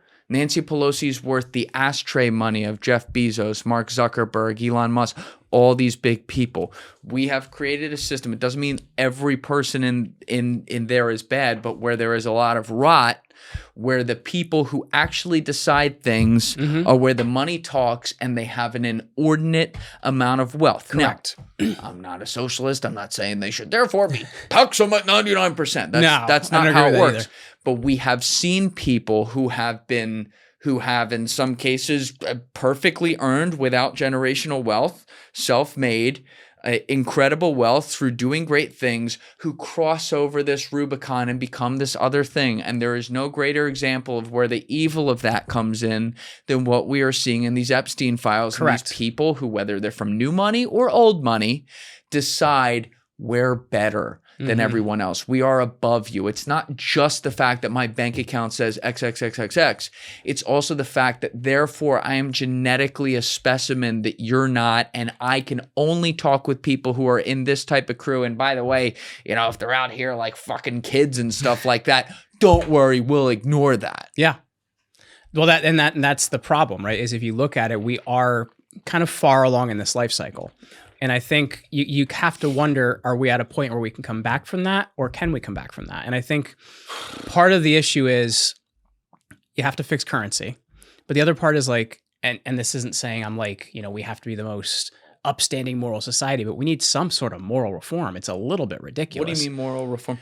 Well, you shouldn't have pedophiles in political positions and things like that. You mean like the most base level? I mean the most base level, right? Yeah. Like if we have classified files that are protecting people, and the thing you have to consider is they're going to vote based on how good it is for them, right? And that's wasn't exactly this, but if you look at late stage Rome, they're going to go with whoever's going to give them the most power, whoever's not going to get them in trouble, or who's not going to get them killed. That's right. And that the will of the people is gone when that happens. And that's what you have to really consider, because they're looking at what's best for them and what can keep this game going. So this is where at moments like this, the one we're sitting in right now with the disgusting stuff we're seeing come out every day, with this Epstein story in particularly, and the social, cultural, and geopolitical implications of it, it gets deeper and deeper the more we see. Obviously, a term like nuance on something like that doesn't exist. There's no nuance about some fucking pedophile elite being protected. The aftermath and the results of what we as a society do to fix a problem like this is where the word nuance comes in. And this is the part that, I really try to pull people back to, like, hey, let's not fight each other. Let's coalesce, regardless of what our political beliefs are, around one really common thing, which is like, fuck these people. Yeah. Right? What you don't want to happen is if, let's say, we move this fight from horizontal, where all the left and right, I watch all these people fight each other all the time, now decide to all go vertical and realize, wait a minute, this is a very small few who are just trying to decide our lives and playing with us like chess pieces on a board, like pawns on a board, and fuck those people, let's get them out. Great, I'm with that, like, by all means. But then you get to your last thing there, you can bring in a tyrant. That's what I'm talking about. It's fun to say, burn it all down. Well, like, get rid of everything. Just hear me out on this point, because I want you to respond to this. Okay. It's fun to say that. It's fun to say, get rid of every institution. It's all rotted to the core. Get rid of every three-letter agency. Get rid of every piece of government. Make every single person resign. You have to think about being tactical about, let's get rid of the individuals and the groups within some of these different places that are clearly rotten to the core, while also maintaining some semblance of a body that exists of what it was supposed to be when this thing was built, so that we can rebuild it for the better, instead of having a public square where fucking, the French say, you know what, we're just going to kill everyone no matter what, no trial. You see what I'm saying? No, it's very reactionary. Yes, there has to be a, all right, let's get this right now. Well, it's very reactionary, right? And if you look at, it's one of the major problems that Rome had, because Rome didn't have a written constitution. Right. They had what was called the mos maiorum, or the ways of the ancestors. So mos maiorum. It's the ways of the ancestors. So this is how we've done it. So this is how we're always going to do it. Now, the problem was, if a crisis came up, that constitution would change and the way we do things would change. So I think this is a problem throughout history, and I don't think anybody's actually found a solution is the real problem. Right. Now we have a constitution that is well written. Some of the amendments, like I mentioned, the 17th Amendment is a problem, but then there's even Supreme Court decisions, like the one that allowed political action committees and super political action committees. It's not supposed to be that way where you just have the most money you can buy a politician, and that's what political action committees do. So there are a lot of things that have been added in that break the system. I think really if we get back to constitutional government, the way it was written and the way it's supposed to function, and remove a few things like get rid of the income tax amendment, get rid of the 17th Amendment, get rid of the Federal Reserve Act. If you got rid of some of these things, you could get back to more of how things function, but they're very ingrained in the system, right? So I think that is a real problem. We're going to bridge back and forth sorry. between... No, this is I'm jumping a little bit. There's nothing to apologize for. I have you on it right now. I'm saying we're going to bridge between modern day and Rome because there are some interesting parallels here we can go to. So I want to go back to Rome for a second because maybe this can help me better understand exactly where we stand maybe financially right now. You mentioned that they got up to a 15,000% inflation. Yeah. So let's start at the bare bones. You talked about the coins earlier. You talked about the monetary system. Can you break down how once the emperor period came into play in Rome, how their monetary system worked and what the slow road to getting to 15,000% inflation looked like? Okay, good. So this might take me like 25 minutes, so stop me if I go too long. You can take fucking 4 hours. I don't care. Whatever you want. I think the thing to understand, as I mentioned, Commodus is killed in 192. And then there's 5 emperors that year. The last of the 5 is a guy named Septimius Severus. He's from North Africa. So he wouldn't have been black, but he wouldn't have been like darker skinned, like more Semitic looking. And the thing that he does that's different is he's a military commander. And so the army behind him is going to be very important. So he basically comes in, takes over Rome, kicks out, I think, is it Didius Julianus at that point? I can't remember which emperor is at that point. Didius. Great name. But Diddy. Well, because that year is kind of a rough year. You have Pertinax, who basically the Praetorian Guard auction off the Roman Empire to him. So he basically becomes emperor because he has the most money. He pays the guard. He's the next emperor. Wow. Then you're going to have Didius Julianus not too far after him. And Didius Julianus is executed. And then Severus kind of comes in and says, all right, well, I'm bringing order back. But he does it with the military. And what Severus does, it's a great name, by the way, Didius Julianus. But what he does is he, first of all, disbands the Praetorian Guard and creates a new Praetorian Guard from only his loyal men. So that's the first thing he does. The Praetorian Guard were responsible for protecting emperors, but they also killed somewhere between 17 and 20 of them if they didn't approve of them. So they're a kind of a power behind the power, if you want to look at them that way. So now what Severus does is when an emperor took power, there would be what's called a donative. So that comes from the Latin word do dare, or to give. And he would give them this giant gift when he became emperor, this donative. So he gives the largest donative ever to the Roman military. The next thing he does is he doubles legionary pay and he doubles the size of the military. So this is going to be something that emperors after him are going to take that pattern and apply it when they become emperor. Bigger donative than the previous emperor, double pay, enlarge the legions. Now, what's going to happen is these coins that they have are in the 1st century in the time of Augustus, they're 95% pure. By the time you get to the 270s under Aurelian, they're 5% pure. They're mostly bronze because they would take other base metals and add them to the coins. So like this coin here, it's over here. This is an almost totally bronze coin. This is a mid-3rd century coin. It's almost totally bronze. There is no silver in it. Whereas that one you have over there, that's got a high silver content because they start to reform the currency again. This is beautiful and this is shit. And people are going to recognize that when they're holding a coin, right? Yeah. So they're going to start debasing this money over the next 200 years. And they add in copper, they add in other things where the silver content goes down and down and down. So then people aren't going to be accepting that money, right? So prices are going to start to rise because, well, your one coin, I now want 5 coins for that. So the denarius itself, the coin that they used, is going to be now seen as less valuable. And this is a process that's going to continue through the 3rd century because the 3rd century, there is a phenomenon known as barrack emperors, meaning military barracks. they take the pattern that Severus did. Conquer Rome by force, declare myself emperor, and pay the military really well. 238 to 285 or 284 is what's called the crisis of the 3rd century. In this period, there's around 26 different guys that claim to be emperor. And they're going to use that same pattern of, I'm emperor because I have a military behind me, and I'm going to attack everybody else. So the empire itself starts to fall apart.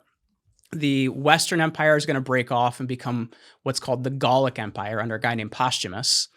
The Eastern Empire is going to break off and become called Palmyra under a guy named Odenathus.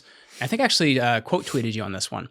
And he's going to die, and his wife Zenobia is now going to rule the eastern part of the empire for a good 10 to 20 years. So the emperors are fighting themselves. It's falling apart. And then you have barbarians that start to come in from the north. So it's a really not great time in the 3rd century to be a Roman. Your money's getting destroyed. Your empire's falling apart. And then in the 270s, you have a guy named Aurelian, reconquers the West, reconquers the East, fixes the money. And how does he fix the money? He brings it back to a higher silver content. And he's assassinated for his troubles. Okay. All right. All right. Before that, let me back up 1 second to understand. Today, if you go to the average person on the street and, you say, can you define inflation for me? So that's the problem. People don't know it. They may not really know what to say. But if you say to them, are eggs more expensive than they were 2 years ago? How's your grocery bill looking? What does gas seem like to you? Does it feel like you're behind on your bills even though you're making more money technically on salary than you did a couple years? They can answer these questions, meaning they can feel it. Yes. So my question is, in a more primitive time where we're not all interconnected, you can't talk to people on the internet, you can't compare things and data and all this stuff, were people in the 2nd century and 3rd century feeling it and talking about it? And do we have a record of the people themselves being like, yo, I can't pay my bills? So that's the problem once again, is we don't have a record of regular people. We have records of the people that were literate and the people that had money. And this is one of the things that ancient historians talk about a lot. We can surmise what was happening, but we don't know a ton about what regular people were thinking. Now, the thing you have to consider is they would see the color of their coins changing, right? The weight of their coins changing. So to them, it's going to be very physical. And I think when you look at inflation modernly, it's very abstract to us, right? If I handed you a coin that was different than what you're using, well, you'd be shocked. But now it's ones and zeros in a computer. And the Federal Reserve likes to have great words for them, or like quantitative easing. Quantitative easing means we made a bigger quantity of money. There's more of it. So prices, for the most part, stay a constant. It's the value of the dollar that changes. And as the value of the dollar goes down, well, your prices are perceived to go up. It's unlegislated taxation. It's unlegislated taxation. And that's the really difficult part about it. It's with the Federal Reserve playing with interest rates and things like that, and then just printing more money. There's, when you look at the money supply, there's different numbers for when they were printed. So there's like M1 and I think M2 money supply that are currently in circulation. 80% of all M2 money supply dollars were printed after 2020.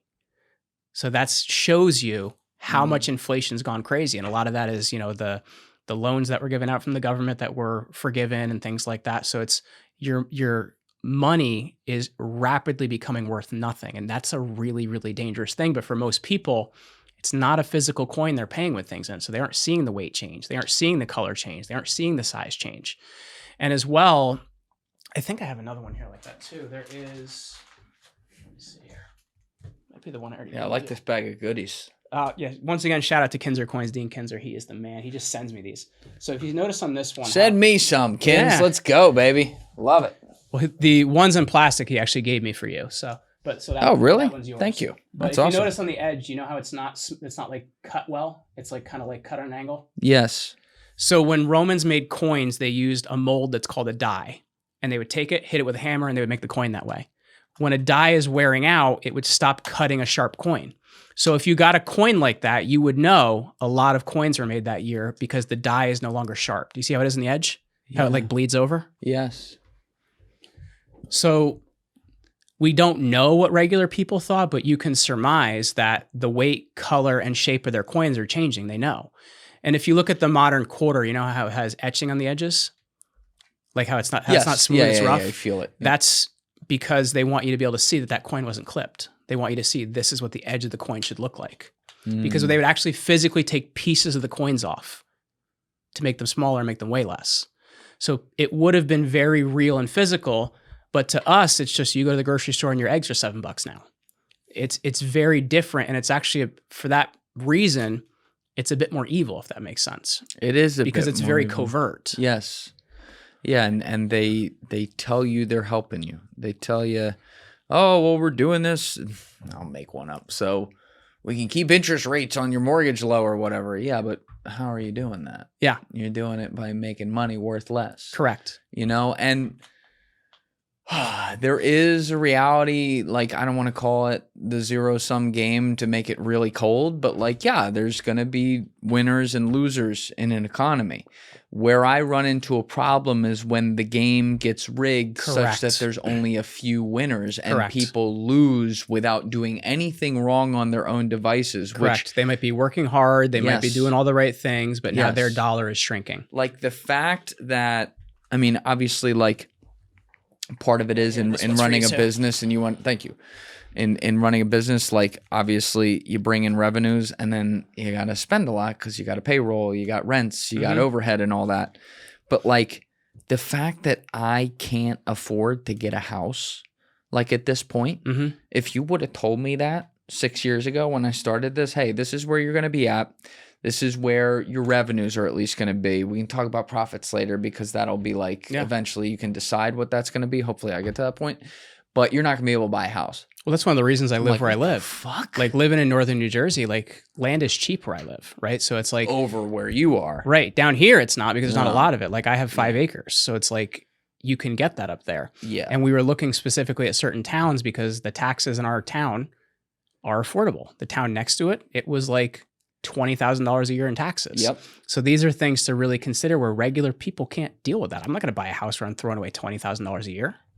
It's nuts. It's nuts. It's nuts. And it's like I was doing some content for my buddy Nico, who's a real estate agent, and my friend Arab, the YouTuber, it's his name on YouTube, just happened to be here. He's like, hey, I'm going to come over and hang out. I'm like, great. We're just doing this random content. Yeah. So Nico's like going through like his whole philosophy as a mortgage agent. And Arab's like, mortgage means like, what was it? Death toll or something like that. He's like, it's French. Look it up. and Nico's like, yeah, no, but it's useful in this way. He's like, yeah, but look, it means like death toll. And you start to think about this stuff and you're like, well, even the Trump touting the idea of doing a 50-year mortgage, that's terrifying. A 50-year mortgage? 50-year mortgage is That's like a student loan you pay till you die. That's what I'm saying. It's like, again, he's death pledge. That's what it means. And if you look at the late Roman Empire, what starts to happen is in 284, Diocletian, who you mentioned earlier, would have been a great kid name. He does these reforms in the empire to try and fix a lot of these things that are happening. He does a monetary reform, which doesn't do real well because people really don't trust the coins and they're hoarding gold. He fixes prices because he said, okay, we're going to have the edict of maximum price. We're going to try and make it so people will only charge so much in the market because people were charging to actually get what something should cost. It's kind of like in healthcare where a doctor is charging whatever insurance is going to, give them back. Or like almost like in a different way, like a tariff kind of deal. In a way. And then one of the other things he does as well is he takes people and sets them in their profession. If your father was a farmer, you are now a farmer. Oh, that's fucked. So you start to see kind of this, a lot of medievalists fight me on this, but you start to see kind of the establishment of the early medieval world after Diocletian. And if you look at what's happening now, we're not exactly locked in our career and things like that, but you are starting to see a bit of serfdom as we're kind of moving into that, and you're starting to see people locked in paying for things. Maybe they can't change careers because if they do, they can't afford that student loan or they can't afford that mortgage. So you do see a little bit less social mobility and a bit of being a Russian serf in a lot of ways. It's worse than that. Yeah. They're making financial decisions on being able to have a kid or not. Correct. It's anti-evolutionary. Mm-hmm. Yeah, and I'm not blaming people at all. Everything's so fucking expensive. Yeah. It's like you are now calling reproduction a financial decision because of where we got. I mean, it's very scary, and I agree with you.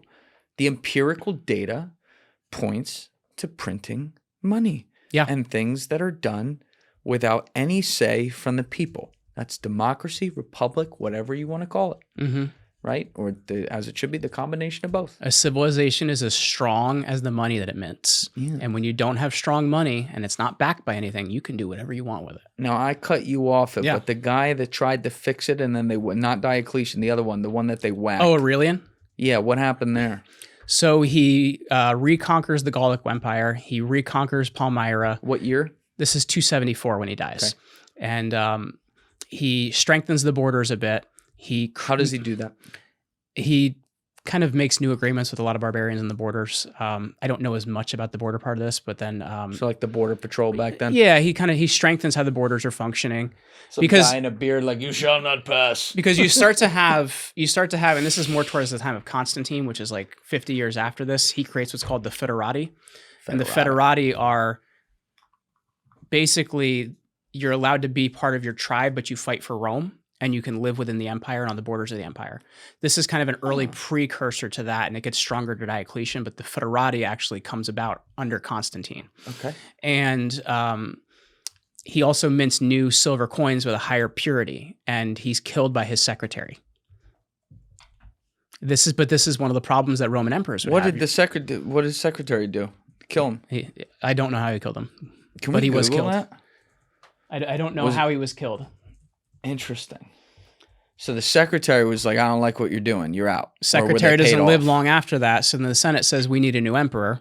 So they pick an elderly man named Tacitus, who's related to the Roman historian Tacitus that wrote long before this, because they're like, we just need somebody that's got Senate support. And he doesn't even want to be emperor. Here we go. Roman Emperor Aurelian was assassinated in September 275 AD. Near, I ain't going to try to say that, whatever that is, in Thrace while preparing to campaign against the Sassanid Persians. His senior officers and members of the Praetorian Guard, led by a secretary named Eros, murdered him after being misled by forged documents into believing they were marked for execution. The plot was triggered by a forged list created by Aurelian's secretary, often named Eros, who feared punishment for his own corrupt actions and fabricated a list of names of officials supposedly marked for death by the emperor, who he was going to kill. That's interesting. He marked himself for death. Officers, fearing for their lives due to the forged list, took preemptive action. The act was also fueled by discontent among military leaders regarding Aurelian's strict, harsh disciplinary measures against corruption. Okay, so some of the leadership of the military was on the list, and they're like, "Oh fuck!" So let's just kill the guy because that was something that would happen. They had two different processes. One was called proscription, and that's going to come about way earlier during the Roman Republic, during the late Roman Republic, from a guy named Sulla is one of the first ones to really do this. Proscription was you'd put names on a list; those people could be killed, and then if you were the one that brought their head to the forum, well, you could get their stuff and their titles and everything else. So proscription is one process, and the other is a word that we use a lot, but we don't use it for its correct meaning, and that's decimation. And that's the idea of killing every 10th man. And the ones that did the killing then had to sit outside of the camp and eat barley because barley gave you gas. Wait, what? Yeah. Why'd they have to do that? It was a punishment to have gas from barley. That's it? They would kill every 10th man, and then the ones that did it would then sit outside of the camp and eat barley. That was what part of their punishment. Okay. So this guy was trying to fix the money, and then he gets killed in something that seems to be unrelated. Correct. Which we don't know. Could have been related. Maybe it was. Could have been part of the powers that be not being happy with what was happening. How did they by the way, you might have started to say this when you were explaining the coinage system, but how did they do, like, wasn't the same thing, but from like a central banking perspective? They didn't really have that. They didn't really have central banking as a thing. That's more of a So how could they measure it? How could they measure inflation if they didn't have like a central place that was like counting the... It would be like weights and measures, right? Like, does this coin weigh enough? What's the silver content of this coin? Things like that. So if they could see that, they could see the value in something. So if you had like the two coins I gave you, if you saw one that's shinier, well, you're going to know that has more value because it's likely got a higher silver content. You're going to weigh it, and then you're going to see that, okay, it weighs enough. If it's darker and it's smaller and it doesn't weigh as much, well, there's something wrong here, right? Okay. So and people be weighing their coins when they're basically taking them. Here's a better question. How should I ask that? How did they arrive at the 15,000% number empirically? that's a modern number that we kind of look at the graph over time and we say based on what the value of it was, this is about where they were. It's not something that Romans would have been looking at. It's something modernly we look at it and we say, well, based on what the value of it was from the time it was minted, in the early 1st century to the time that we're looking at Diocletian in the 280s, it's about 15,000%. Okay. It's not Romans are like, oh my gosh, we're at 15,000% inflation. They're just looking at, well, my coin doesn't weigh as much. It doesn't have as much silver. I now need 10 of them to buy something. This is a problem. Right. And that's going to drive prices to skyrocket. It's going to fuel a black market. And when Diocletian does price fixing, one of the things that ends up happening is people start bartering again because they don't even want the coins. So it is a real problem of people realizing these coins aren't worth anything. Now, so Aurelian's killed around 275. 274. 274. He rules for about 5 years, dies in 274. And then who takes over for him again? Tacitus. He's not going to be an emperor for very long. He totally takes away all the monetary reform. You have a series of smaller emperors until Diocletian, who's going to be ruling from 284 to 305, so a little over 20 years. And then it's Constantine? Constantine is in 311 is when he wins the Battle of Milvian Bridge, and he's going to be emperor until I think 336 or 337 when he dies. What happened at Milvian Bridge again? So Milvian Bridge is kind of where he has this Christian conversion. He sees the Chi and the Rho, the 2 Greek letters that stand for Christ in the sky, and he sees here's this phrase, under this sign you will conquer. So he has his soldiers put this sign on their shields, and he goes against, because basically what he's trying to do is be the emperor ruling all of the empire again, because there had been, so I guess to go backwards, because once again, you have to understand some stuff. Diocletian creates this system called the Tetrarchy, or rule by 4. 2 senior emperors, 2 junior emperors. So now we have 4 emperors. What Constantine wants to do is kind of be the only guy in charge. So it's down to just 2 emperors at that point, him and a guy named Maxentius. So if he beats Maxentius, well, now he's the guy in charge of everything again. He wants to be the one emperor to kind of rule everything. So at this Battle of Milvian Bridge, after seeing under this sign you will conquer, he beats Maxentius. And then in 313, the Edict of Milan, he makes Christianity legal because Christianity had been practiced, and unless times were bad, it was permitted. All right, let's dig into this history a little bit. Sure. Because you mentioned earlier the different times where there were Christian persecutions. Yes. You mentioned what was the one in 250 again? 250 was under Decius. Okay. So this, I thought I hit one of his coins. This guy, Jesus Christ, exists within the Roman Empire, down in the Holy Land. He's killed. This is a coin of Decius in the 270s. Okay, cool. And look at that. Yeah, that one's hard too. So Jesus dies in roughly 33 AD. Which may have been off by a few years because the English monks that put the dating together, give or take, made it under math wrong. So in that area, 30 to 40 AD, he does. And the empire obviously continues along. He's also, it's so interesting when you look at when his life was and all the stuff that was going on outside the Holy Land at that time. The Battle of Actium, all this stuff is happening. No. That Battle of Actium's 31, right? BC. That's BC. BC. Ah, shit. Sorry. BC. But there's still a lot going on in this would have been during the time period of the second emperor. Who was? Tiberius. Okay. So you have Rome massively expanding, though, in a relatively new, what's now termed empire. And then in the midst of this empire, you have the Holy Land. And they would have called it a principate. They wouldn't have called it an empire. Okay. You have this guy, Jesus, who lives and then dies. And then his story is written down over the next century by a bunch of people. It starts to get passed around underground. You were defining earlier what Roman religion looked like. It was a bunch of different gods that would be termed now like pagan gods. And the Christians were like an underground, viewed as like an underground kind of cult.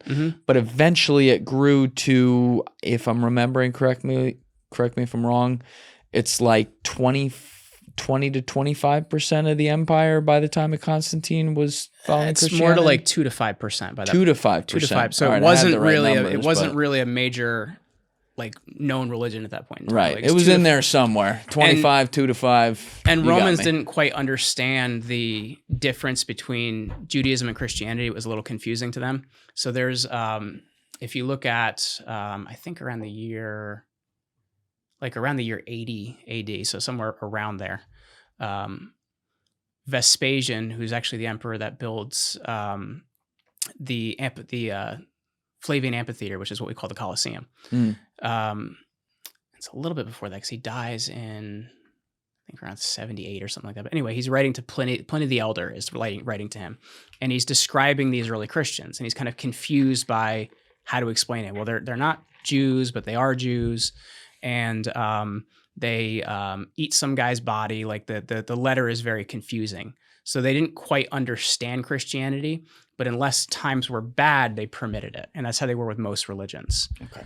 So that's kind of the scene you're sitting in, is like, so you have the fire of Rome in 64 AD.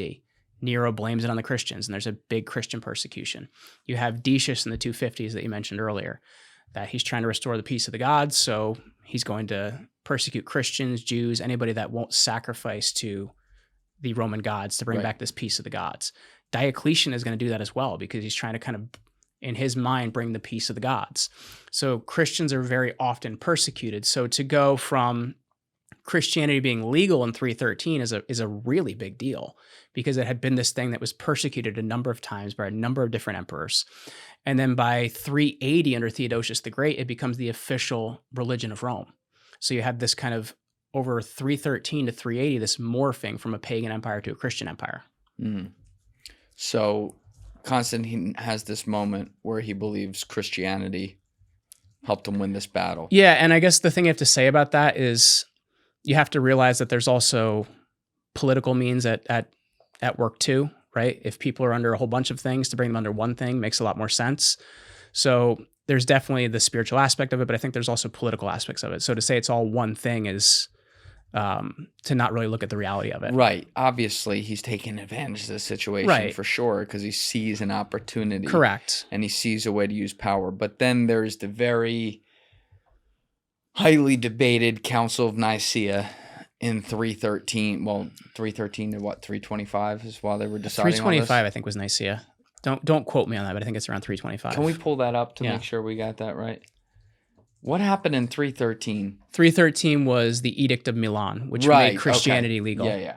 So the Council of Nicaea happens in 325. But basically there's a period. That's what it is. Yeah. There's a period from the Edict of Milan to the Council of Nicaea where this transitional period is happening. When a lot of people have the wrong idea about what Nicaea was about, they often say, oh, the books of the Bible and things. Those weren't done at the Council of Nicaea. Those were done at later councils. The Council of Nicaea was just to decide, well, what do we believe in Christianity? Because there was a number of different sects of Christianity going around. The biggest one was called Arianism, and it was a kind of molding of Christianity and Zoroastrianism, and it was under this preacher named Arius. So they were trying to decide what is kind of Orthodox Christianity versus what's heresy. That was really the purpose of the Council of Nicaea. Now, the interesting thing about that is it doesn't exactly stamp out Arian Christianity, because Constantine dies and his son Constantius II ends up becoming an Arian Christian. So it is something that's going to take a while to change, but really the purpose of the Council of Nicaea is to decide, well, what do we believe? What does Christianity believe? And the emperor attends, but he's supposed to attend as a layman. Once again, we don't know how much control he had over the situation, but it is this idea of getting all the bishops together and deciding, well, what does Christianity believe? Because we have this heresy we're trying to handle.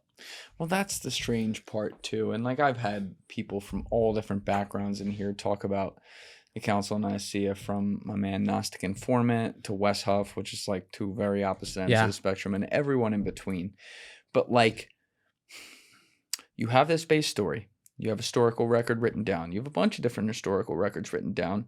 So, and again, you said it wasn't decided at Council of Nicaea which ones they were going to make the Bible and all that. It definitely wasn't too long after that. I don't remember which council it was. Either way, with the Council of Nicaea, it's fascinating to me that a bunch of guys got in the room 300 years later and said, this is what we're going to decide it is, and therefore this is the edict, and that's what it's going to be. And it doesn't make the story fake or anything like that, but you wonder what aspects of the story were potentially changed there, and then at later points, true. Right? That's fair to say. Because I think that the problem is, and you can even look at the medieval church about this. If you look at the Borgia popes, or you look at the Medici pope or the Medici popes and things like that, you have to understand that people are corruptible, right? They're political. They're also going to look at what makes them powerful. That's right. It doesn't make religion bad, but it does mean that men can use it for their own means. So I think there's a mix between people wanting to just handle beliefs, and there's others that are like, well, I want good politics, right? So there's definitely a lot of different things that go into it. It's a kaleidoscope of things a lot of times.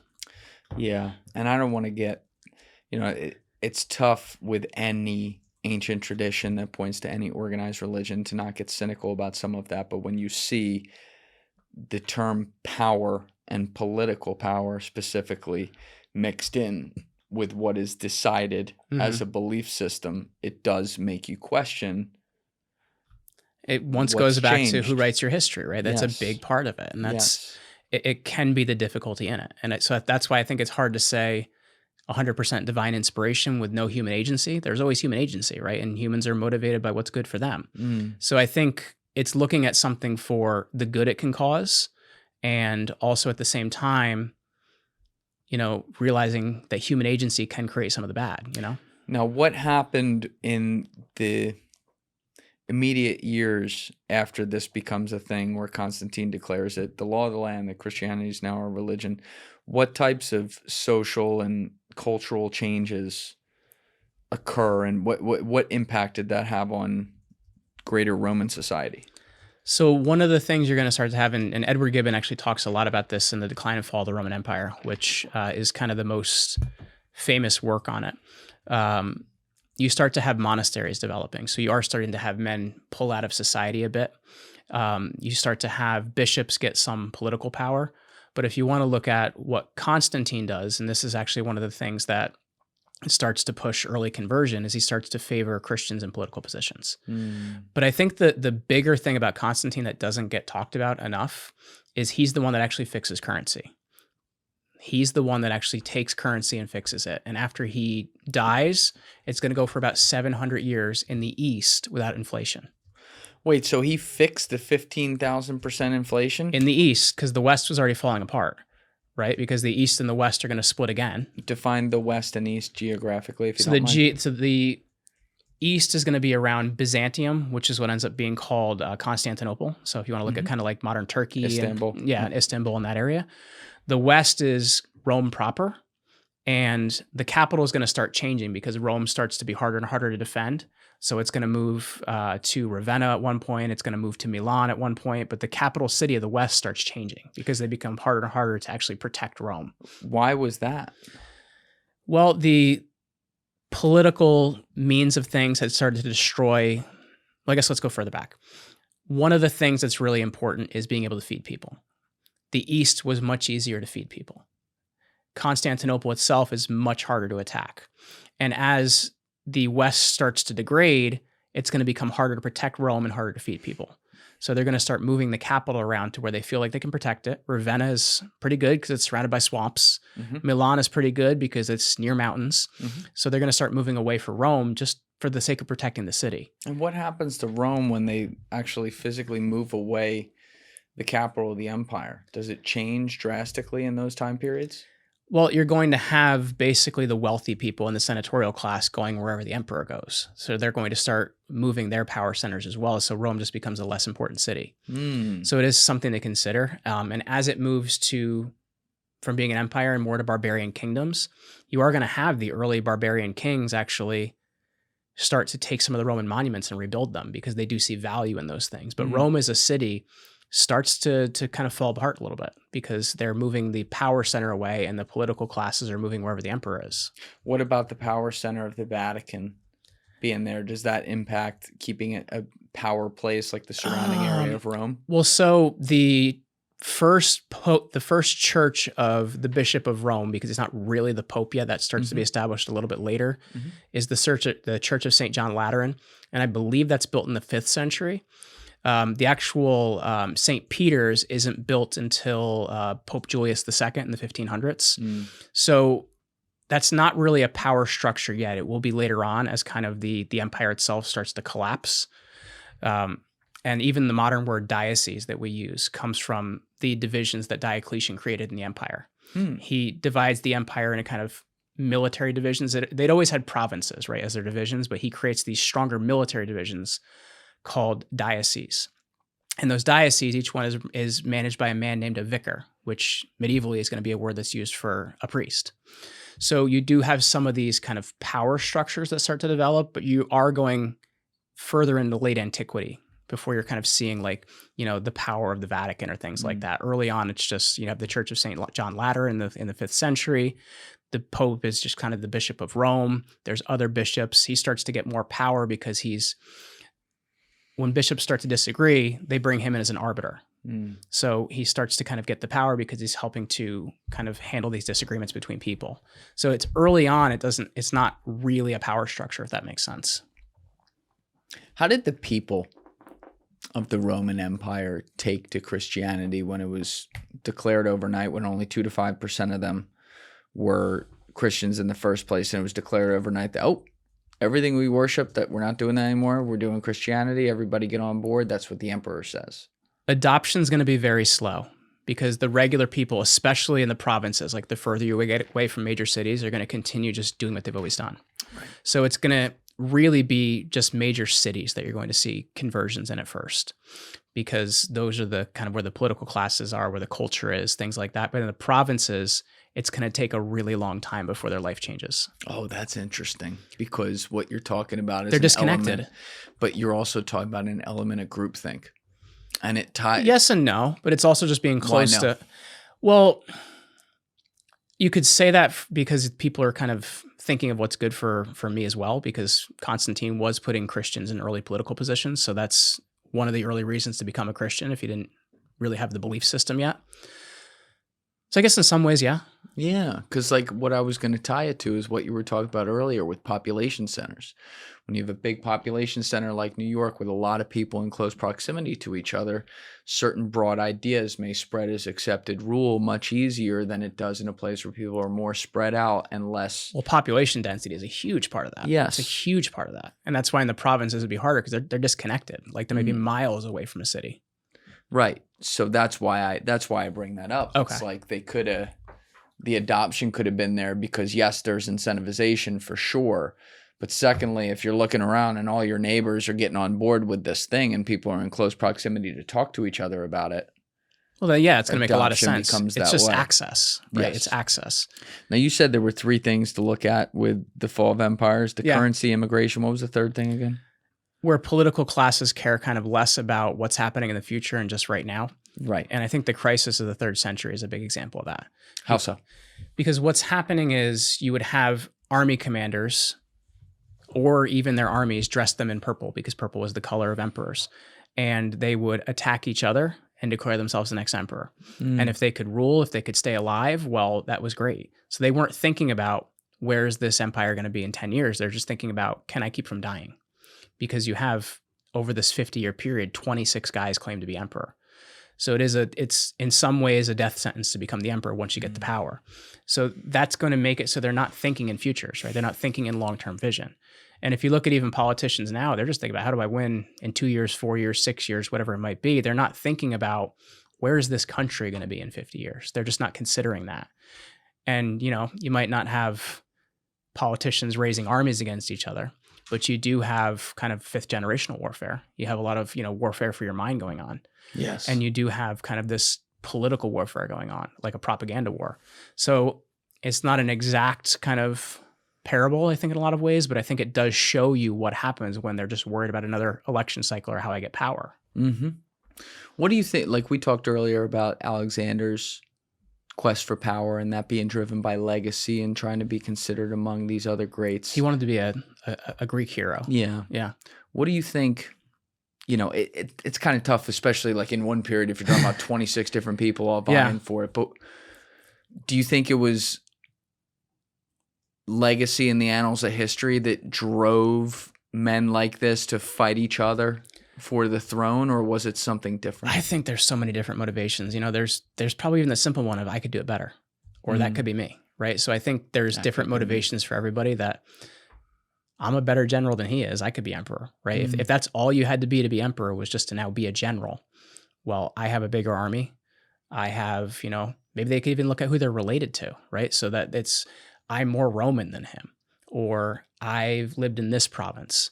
So those are things to consider, right? Like you look at a guy like Maximinus Thrax, who's one of the first big emperors of the crisis of the 3rd century. He reigns in, I think, 238. He's like one of the main guys that kicks it off.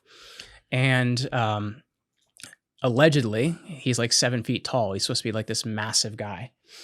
And for him, he just hated the political class. And he wanted to be emperor in order to just take power away from them. And the Senate hated him. So the Senate then named 2 more emperors, Claudius II and Claudius III. So it's really creates whatever motivates them, right? So everybody's motivation, I think, might be a little bit different. Yeah. Because he's a guy from Thrace. He was born in the provinces. He's going to hate the rich people. So he wants to be emperor to take power away from them. And he hated the city of Rome and had never been to it. So, different motivations across the board. Yeah, I'm so fascinated by that subject matter in human nature. And there's all different motivations, as you alluded to, for sure. But there's something about people wanting other people to be able to come to them and be the central resource, if you will. That seems to be a huge part of that. That's a common thread. When I look at guys throughout my life who I've observed who are really successful, who never hang it up or are always trying to get the next thing no matter what they accomplish, and maybe sometimes in some cases lose sight of the things that are important in life. There's like this greater purpose that all of them, and there's other motivations too, to be clear, but there's this greater purpose that all of them that I've observed seem to have, which is that they like just being the guy. Well, it's even the simplicity of why does an athlete play too long? You know what I mean? It's like you look at a guy like Paul Goldschmidt, who the Yankees just signed on a $4 million contract for 1 year. Guy's 38 years old. He could retire. He barely hit 270 last year, hit 10 home runs. So you could look at it as, why do athletes keep playing and why don't they hang it up? There's something about them that says I have to keep doing this. Lindsey Vonn tears her ACL. Yep. She's in her 40s. She could just retire. She doesn't have to ski again, and she tries doing it again and breaks her leg. It's something like that. Why does somebody not stop? And I think there's so many motivations you could pull on that. For some of them, it's just the love of the competition. That's it. Yep. It's the love of being in the game and being in what they're doing. Yep. It doesn't necessarily even have to be the end result of it. Yeah, there's a point that some of these people, especially nowadays, when you look at the wealth gap and everything, where they reach, the financial stability, if you will, quickly. Yeah. But money just becomes a way of keeping score. Yeah. Well, you look at a guy at the end of his career, like, what's his name that just left the Browns, the defensive end. Anyway. Not Myles Garrett. Myles Garrett was talking about like, I want to play in a different city. Yeah. Well, because he wants to win a Super Bowl, right? He's been playing for 15 years and he doesn't want to retire without winning a Super Bowl. So at the same time, what motivates somebody to do that? So there's something in them that says, I have to have that thing. Yes. Yeah, they're chasing something for sure. So the immigration, because we kind of got off that, but you were saying like they might have Germanic warriors like manning the borders and stuff, but it's crazy to think about in a time like this where it took fucking 3 weeks to get a letter from France to Rome, or maybe more. You're managing this whole empire that stretches as far as the UK and as east as Turkey and all these different places. Mesopotamia, for sure. Like, how do you even define a border? How do you manage any of that? Well, early on, it's going to be by having actual, troops on the border to define where your border is. And Diocletian's going to make this a lot more, I don't know, of an exclamation point of what a border is. Because one of the things he does is he creates these military divisions that we talked about, but he also creates new positions. He creates something called a dux, D-U-X, which is later going to become in the Middle Ages, it's going to be called a duke. He also creates something called a comes, which is where the word count's going to come from. And he actually puts these counts at military garrisons around the border. So he starts to manage borders. If you want to go even earlier, the Roman Empire reaches its furthest extent in 117 AD under Trajan. In the 120s, Hadrian's going to build that first wall in Britain. Now, there's going to be a later wall built by the Antonines that's a little bit further into Scotland. But they cared about not going further and not having the Picts come in. So they start to worry more about borders when they stop expanding, right? Because expansion is what fueled Rome. It's what brought in wealth. It's what brought in slaves. It's what brought in a lot of the things they needed. When they stop expanding is when they're going to worry more about borders, because now they have this thing to protect, where the word for the Mediterranean Sea, what the Romans used to call it, is they used to call it Mare Nostrum, RC. Okay. Because if you were Roman, everything was yours if you could get it. So that's what you have to consider is once you start just worrying about borders, well, now you're preserving something. You're not worried about getting more of something. All right, you just opened up a can of worms right here. Hold on, because I've never thought about this before, but it's like, if a shark's not moving, it's dying, right? Yeah. Yeah. So, woo. All right. People are going to get pissed off in the comments, but let's bring it back and relate it back again to modern day. If you stop being imperialist and you stop conquering places over, I don't know. Oh, you want Greenland? Is that what's happening now? I'm not saying that. I'm not. Listen, this isn't an opinion. It's analysis. If you stop, I don't know, overthrowing governments over banana companies with the CIA in South America. Yeah. Because, we don't do that here anymore, allegedly. And you just start trying to protect and think, I don't know, more scarcity mindset rather than abundance mindset. The irony of being perhaps more diplomatically fair to the world ends up being the very thing that turns you in on itself when other places like China, stuff like that may not be thinking the same way. They may be thinking like you used to think and trying to be imperialist. Yeah. Because there's the argument. Ooh. Yeah. And it's a hard argument to have because at the same time, like, I don't know if you've read Confessions of an Economic Hitman, but it's like, I interviewed John a number of years ago, but it's like Perkins, right? I don't know if I quite agree with like the idea of conquest either. And it's hard, right? Because you have to keep your civilization preserved. And if you look at kind of the timeline of civilizations, Napoleon's civilization, it existed as long as he could conquer, right? The Second World War kept going as long as the Nazis could keep going forward. The Roman Empire existed as long as it could keep growing, and then it started preserving and trying to save itself. Now, does that mean America should be conquering the world? I don't think so. But it's like at the same time, you have a real point that if they're not growing, they are dying in a lot of ways. Oh, wow. Because, I've talked about this in a bunch of contexts, but it feels relevant here as well.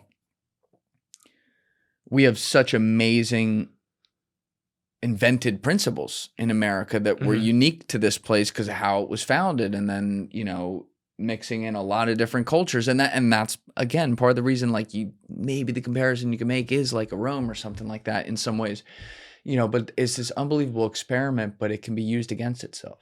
Like in China, they're communists, so they get to rule with an iron fist. I don't know if you'd exactly say they're communism. It's kind of like communism with whatever suits them too. You know what I mean? Oh, for sure. Like Xi's going to do whatever is good for Xi. For sure, but buck stops with him. Oh yeah.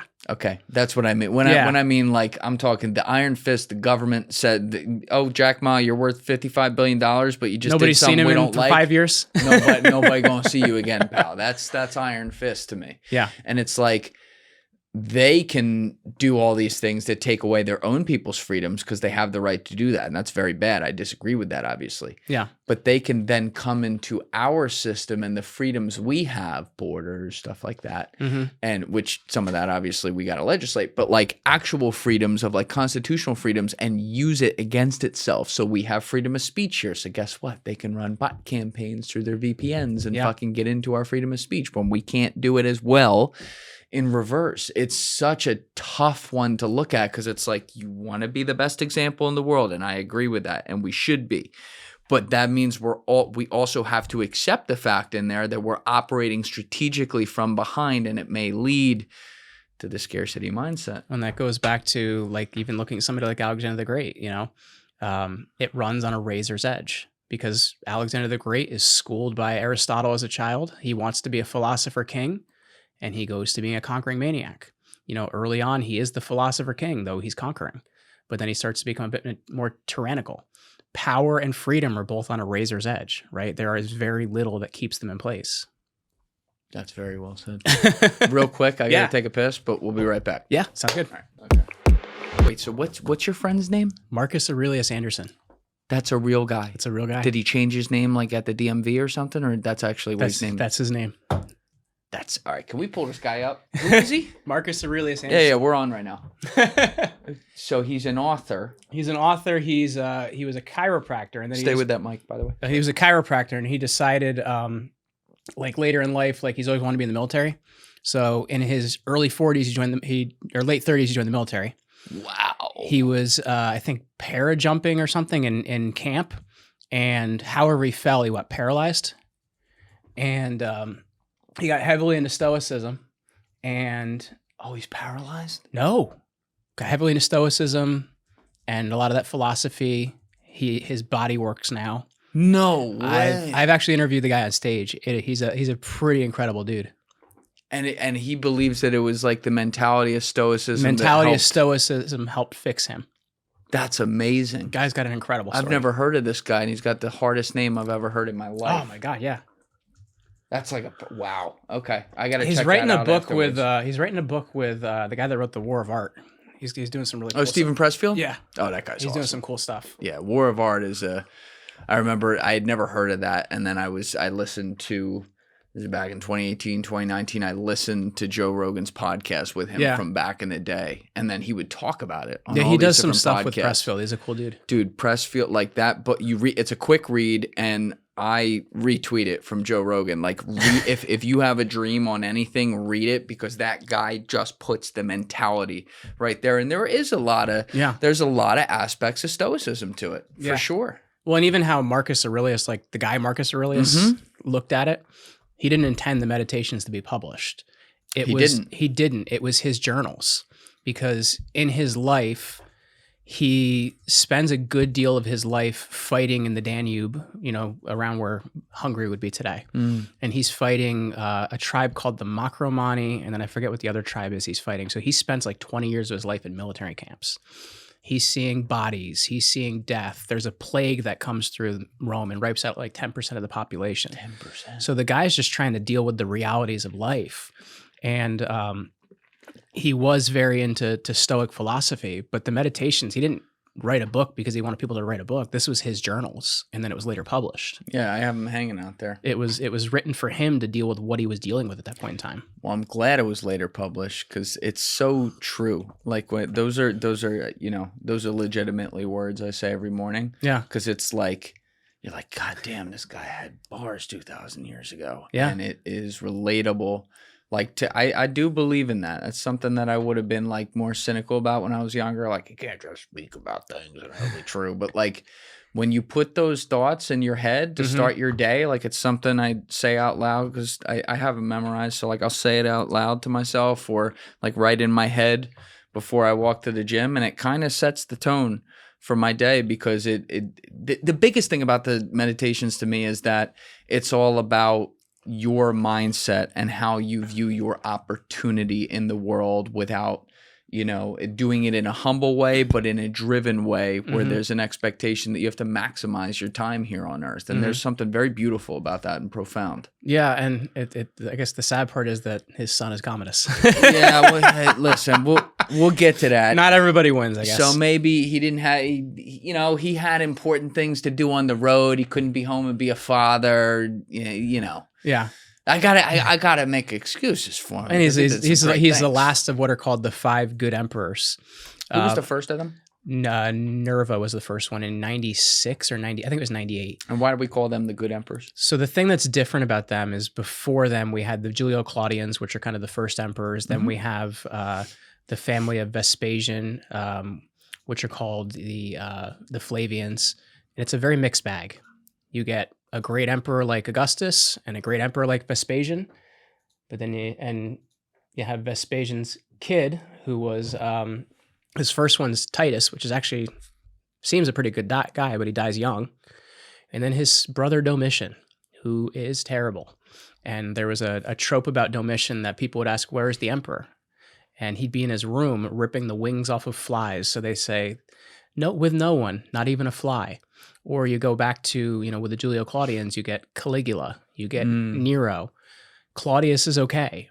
So it's a very mixed bag of emperors. The thing that's different about the 5 good emperors is in the ancient world, you could adopt fully grown adults. And what that meant is they got your titles, they got your wealth, they got access to whatever you had access to. And that's why you even look at Augustus, he's born Gaius Octavius. He's Julius Caesar's great nephew. Yes. But in Julius Caesar's will, he adopts him and he becomes Julius Caesar. Oh, so is it more of like a figurative? It's figurative, but they would also, because when Augustus gets that name, when he's Octavian, he becomes the richest man in Rome. Because Right, Caesar, meaning it's more for continuity rather than Correct. like, hey, son, yeah, got it. let's go play ball, kid. Yeah, they're not going to go grab a glove and go out in the yard and play ball, pat each other on the back. That was a good curveball, kid. No, it wasn't like that. But no, it was the idea that you would basically be setting up the next generation. So the thing that the 5 good emperors do is they would adopt somebody that's politically qualified and militarily qualified to be the next emperor. And that works really well for Nerva, Trajan, Hadrian, Antoninus Pius, and the final is Marcus Aurelius. And so this is, I just want to have context. Yeah. Steve pulled up the timeline so people out there can see. And Lucius Verus is like the co-emperor of Aurelius for a little bit. Of Marcus Aurelius. Yeah, because Antoninus Pius has 2 adopted sons and they're co-emperors for a bit. Is that why they named the son Lucius in Gladiator? Lucius Verus. That was his name. That could be. I don't know. They could have gotten the name from there, but Lucius Verus is basically Aurelius's adopted brother. All right, so basically 96 AD to what is that, 189? 180. 180 AD? 180. So you have... Aurelius dies in 180. You have over 80 years of these 5 emperors, and shit's pretty good. It's a very stable empire. A lot of it could be called the Pax Romana. It is a very good time to be in Rome. Edward Gibbon in Decline and Fall of the Roman Empire calls it, and once again, this is a paraphrasing, but he calls it the greatest time in human history to live, because it's a very stable time period, because they would pick somebody they thought would be good, and it worked well for 5 emperors. Now, Aurelius has a natural born son. The other 4 did not. They weren't really procreating. And as I mentioned, gay? Hadrian likely was. Right. As I mentioned, he had that boy lover. Right. So you have to understand for Aurelius, and I guess it's kind of poetic justice, he's a Stoic, he's in a difficult position. He has a son, and if he doesn't name his son emperor, he could create a civil war, because then his son could go get an army and say, you know what, Dad, you didn't play baseball with me in the yard, and you didn't name me emperor, so I'm going to attack Rome. So you could really give, I guess, feel for the guy in that way, that he's in a position of damned if you do, damned if you don't. Yeah. And in the other, because if he doesn't name him, he has to kill him, right? Because he is creating a civil war. Oh, he has to kill him. Well, ostensibly to prevent a civil war, he would have to kill his son, right? I'm not saying that there was a law he had to kill him. Yeah. But it puts him in a position where, what do I do other than name my son? And he put a lot of time into Commodus. Commodus spent a lot of time with him. Oh, he did? In military camps, though he didn't really want to be there. Wait a minute. So he did spend a lot of time with him then, and he just kind of... It just didn't really work out. Your faults as a son. Yeah, my failures as a father. Yeah, and he definitely didn't kill his father. That was an interesting scene in the movie, but... It's a good scene. It was a good scene. But he really does pour into Commodus. It just doesn't really work out. So in some ways, you have to feel for the guy. He breaks this pattern that worked really well for the 4 emperors before him, but he's in a difficult position of, if I don't name my son emperor, am I creating a civil war? That is I can't even fathom that type of decision. It's a lot of pressure. Oh, that's a lot of pressure. In Marcus's journals, does he really write specifically about this and playing with that decision in his head? So I know there's mentions of that, but there's mentions of them from the positive way, like of, being upstanding, and there's a lot of mention of his wife being upstanding, but she may or may not be running around on him. So, she was cheating on Marcus there's Aurelius? Thoughts that she could have been. With who? Other wealthy and rich men. So, like, was she back home? Like, Marcus is a guy that wanted to see the best in everybody, and I think that's the difficulty, because that can really put you in a tough position. I mean, you're the emperor and your wife's sleeping around. I don't know about that. Was she back home? While she was back in Rome. She wouldn't be on campaign. So there's no, So she's biding her time, if you will. In some ways, yeah. Now, was he fucking around though too? He's the emperor. You have to imagine he probably was. Like, we can't say that he was or wasn't, but I mean, he's got to get the stress out somehow. Probably likely that he did. Right. So it's a two-way street. Yeah. It's tough. Well, and especially you have to understand, especially in politically connected people and rich people, that was just done. Yeah. It's marriage was done, but it was done in a lot of ways for political position. That's what I'm saying. Was this an arranged marriage or was it marriage for love? At that level, it would have been typically an arranged marriage. Like, this is a good family. This is a good family. Like, even look at why did Augustus marry Livia? And he never had children with Livia, right? Because it's a political marriage. Like, in those places, they would have been political marriages.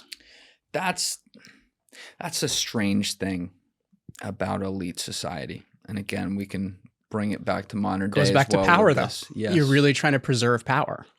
I was talking with someone yesterday who is not from that society, but in recent years has like been in some environments where he's around people like this, where it's like he was saying it's all the same people. When I'm not going to list places he went, but some enclaves. He's like, it wasn't Epstein's Island, by the way, but normal places. But he's like, it's all the same people. It's all the same families. They all hang out. Their kids go to all the same fucking private schools. They all marry each other.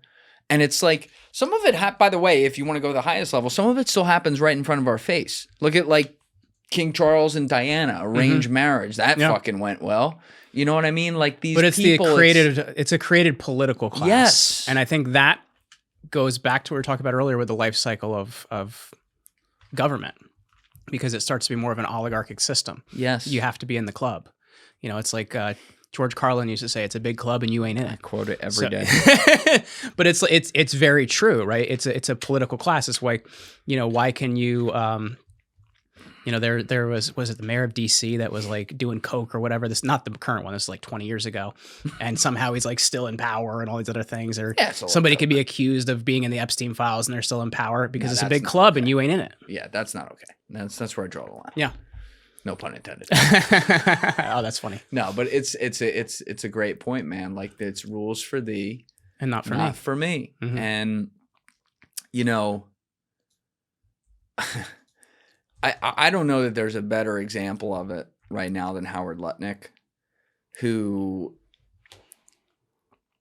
I savaged in that Patreon that ended up going public, and I don't regret any of that. I've seen people posting that like everywhere. Oh, dude, I will continue to do it because we then. Is that the one you guys are talking about? Yeah. Yeah. We then ended up clipping that up, and fucking half the internet clipped it up, and then this guy went in front of Congress and had to answer for this, and has the audacity. Like, I've saw things that he may be leaving. Is he actually leaving? He, as of the time of this recording, he has not. This is going to come out next week. So hopefully when this comes out, he's fucking gone and we never hear from him again. What really pissed me off is I've defended Howard Lutnick in the past. I've known Howard Lutnick's story forever. He's the Cantor Fitzgerald guy. He lost his brother in the tower. He lost 646 people from his company in one day and somehow kept the lights on. He was a Wall Street legend in a way, and there was a lot to respect. Sounds like there. He knew the right guy. I mean, it sounds like he did. Now there was somebody keeping the lights on for him. Now you gotta wonder that, right? But to see, like, every time I watch that clip of him on that fucking New York Post podcast, just telling that story, like in this tone, so perfectly, and his hands are like this. And he goes, so he gets right up in my face and says, I get the right kind of massage. And in the 6 to 8 steps it takes to get from my house to his house, I looked at my wife and we decided that we will never spend a second around that disgusting individual ever again. And then he lists off business, socially, or philanthropy. And they're literally all the emails he's on, business, social, and philanthropy, coming out in these files. And he has the audacity to go into Congress and answer the questions where they're like, and they asked him, by the way, very nicely, nicer than I would have, ironically enough, where they're like, you see why we have a problem here, Howard? Like, you told this story so vividly about not spending time around this guy after 2005, and then we have a bunch of emails of you getting drinks with him, visiting him on the island with your whole fucking family and shit. And he's just like, yes, I did visit. admitting openly that he lied. Yes, I did visit him on the island, but there was nothing untoward about it, which, listen, you elites, you got to get rid of words like untoward. That's just a dead giveaway. And, we went there with my wife, my kids, our nannies, and we left with the kids and the nannies, as opposed to what? Leaving them there? And then he walks out and they're asking like, yeah, is he going to resign? And you got the Speaker of the House like, no, he's doing a great job. Like, what the fuck? Because you know what I mean? Like, this is Rome. It's a big club and you ain't in it. And that's... Politics is a story as old as time. It's crazy, man. If you hold the wheels of power, you make the rules. And this, I've been doing a series lately on my YouTube channel about banking families. Banking families. Ooh. And if you look at, there's a banker in, I think it's the 1500s, Jakob Fuga. And he was actually the guy that funded the Holy Roman Emperor Charles V and helped him get elected. How do you spell that? Jakob. So it's Jakob, Jakob Fuga. It's okay. Fugger. It's spelled Fugger, but it's Fuga is how it's pronounced. Got it. Fugger. I never heard of this guy. So he basically funded the Holy Roman Emperor Charles V. How did he do that? He bribed the people. So there's these 7 electors that would pick the Holy Roman Emperor. And he bribed the electors by giving them whatever they would want. And they picked his guy. So the next thing you know, every decision Charles V makes looks a lot like a decision Jakob Fuga would make. Or you look at the Medici. The Medici in the Middle Ages, at one point they funded a pope. Later on, they have a pope with Leo X, who's Giovanni de' Medici. So these banking families have been doing these things for a very long time. Now, it doesn't mean that, they are Epstein, but at the same time, these same type of operations, whether they're through corruption of money or corruption of sex, they've existed for a very long time. Yeah. Who controls the money holds the power. You control the money. You don't have to be the king, but you can control the king. You fund them. All you got to do is control them. Yeah, all these politicians that we put into office, they're all funded. Mm-hmm. They all have to answer to daddy. Yes. And daddy's who's the money. Correct. Right? And that's everything from farming to big banking, all of it. This guy, the spelling of this guy's name's hilarious, though. Yeah. Fugger. Fugger. What a way to go through life. He looks like a real fugger. That's why the German pronunciation is Fuga. Fuga. Okay. The richest man who ever lived? Jakob Fuga. Is that a real thing? Is the richest guy who ever lived? I can't speak to that, but I know he was pretty rich. Jakob Fugger, the merchant and banker of Augsburg. Prominent merchant. Is there Because he started as a wool merchant, and later on he kind of gets into power broking because he gets all this money by he's basically becomes a supplier back and forth. So he becomes kind of like a mercantilist of you need this, I can get you the money for that. Like supplying the loans for the imports. He's right time, right place. Makes a lot of money doing that, and that's how he's able to buy someone like Charles V. Because this time period as well, obviously, what does it say? At the same time, he was a cleric and held several prebends. I can't see it, Dave. Sorry. American journalist Craig Steinmetz has estimated his overall wealth to be around $400 billion, adjusted to 2015, equivalent to 2% of the GDP of Europe at that time. And have you ever heard the name before? No. Neither did I until about a month ago. No.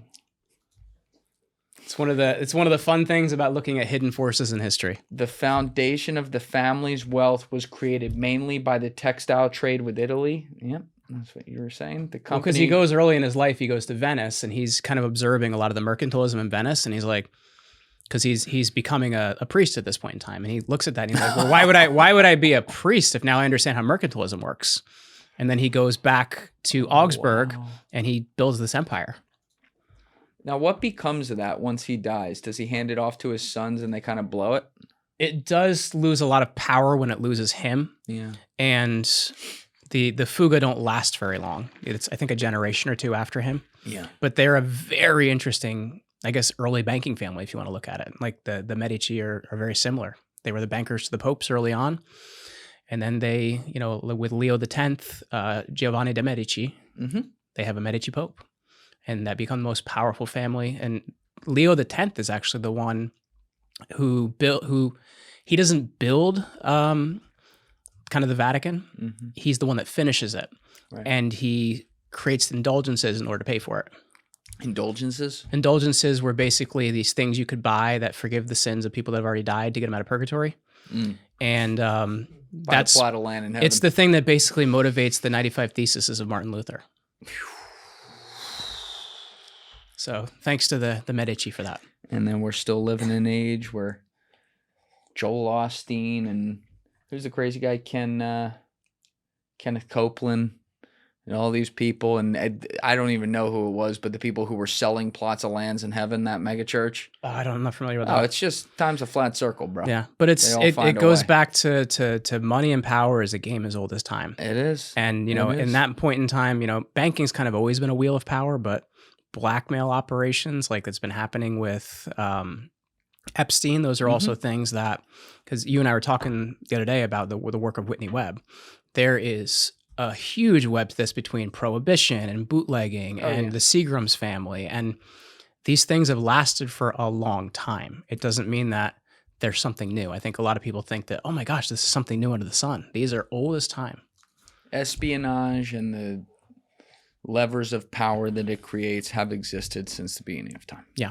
And you can look at all these different empires, all the ones we've talked about today, Greece, Egypt. Well, you can even, if you go back to Rome, the most powerful man in Rome was the guy that ran the grain supply.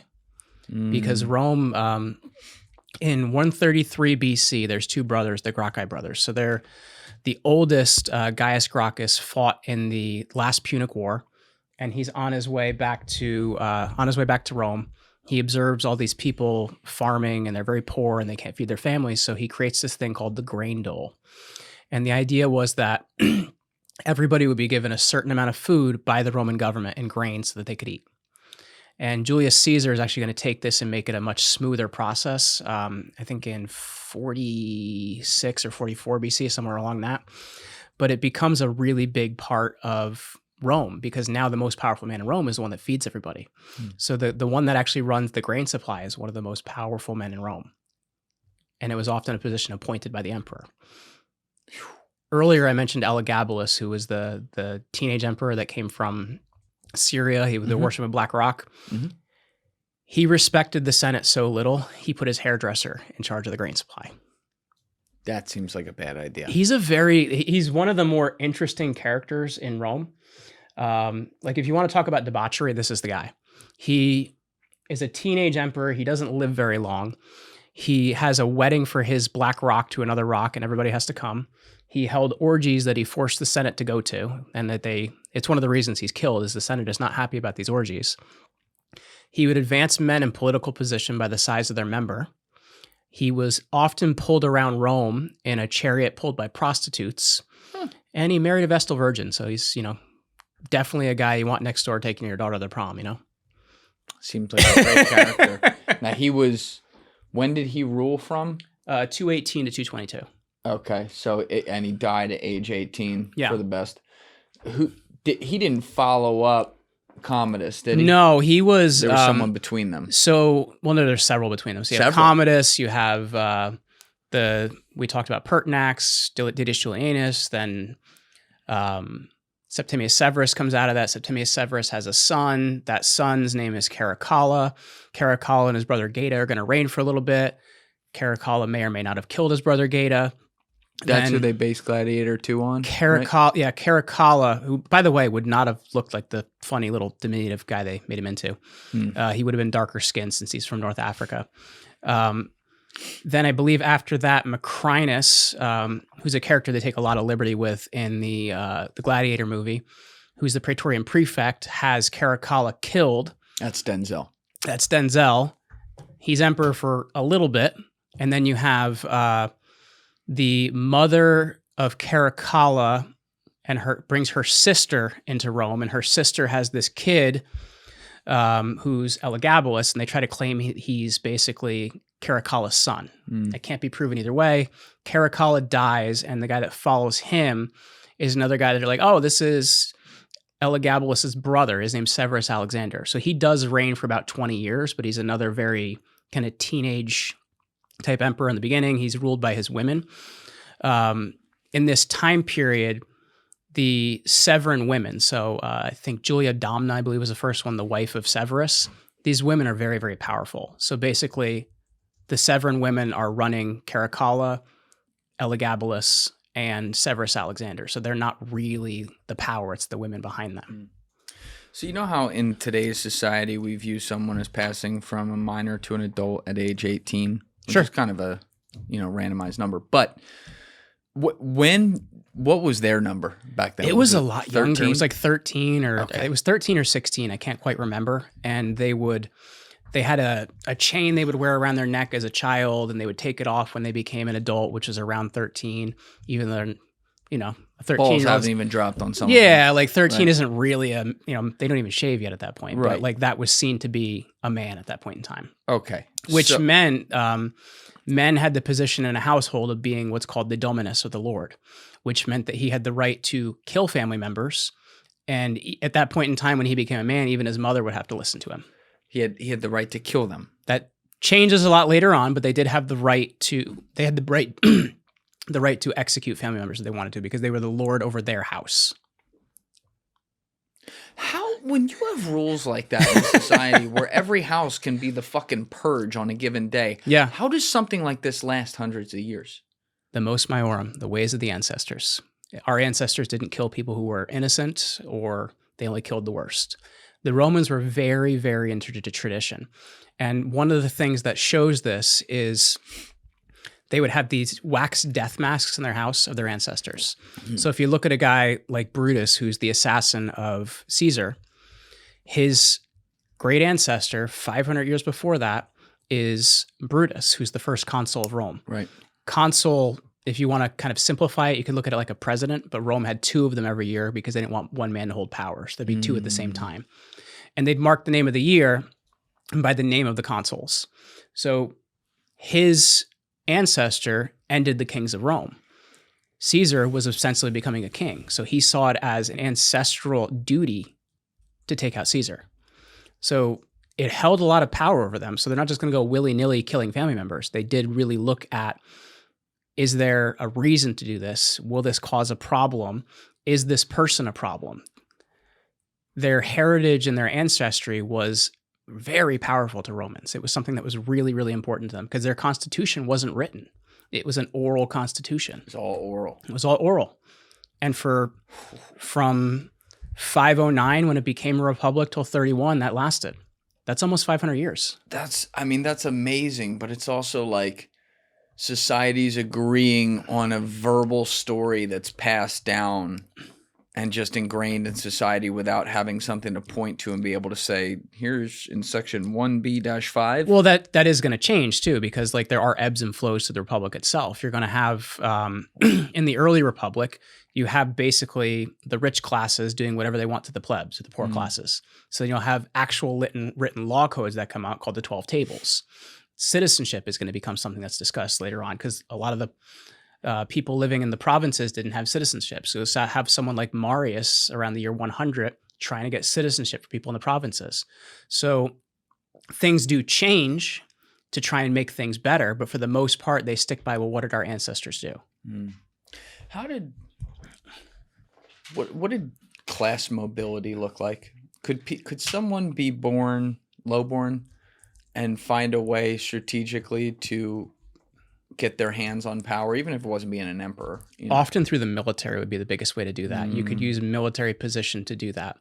Because there's a lot to it to explain this, because Rome had different social classes. They had their equites, which are their knights class. They had their plebeians, which are their lower class. Then if you want to look at the politics, they had the populares, which were a party for kind of the regular people. You had the optimates, which is the party of the Senate. So it is a very closed system, but at the same time, there was mobility. You could come into Rome as a slave, somehow manage to buy your freedom, and hold a good position in the Republic or later in the Empire. Or you look at somebody like Maximus Thrax that we talked about early on. Maximus Thrax was a soldier out in the borderlands from Thrace. He manages to get into the legions, get a military, and make himself emperor. Or you look at someone like Hadrian. Hadrian was born in Spain, out in a Roman province, and manages to become emperor. So there is and there isn't class mobility. It's hard. There's certain times when it works. Military was a really big part of it because you could use your success in the legions to do something with that. But at the same time, especially during the Republic and during the early Empire, they cared a lot about what family you came from. It was really important. Yeah. Now, like you were saying earlier, we don't have good written history of Main Street, normal folk. We don't. The people that weren't in power. But we do see the pattern. We're going to get to the actual fall of the Roman Empire in a few minutes. But before that, in the build up to it, that third segment of the three that we've been talking about today, where it's like the elites start not caring about the people below them in a way and separating themselves from society and ruling in that way.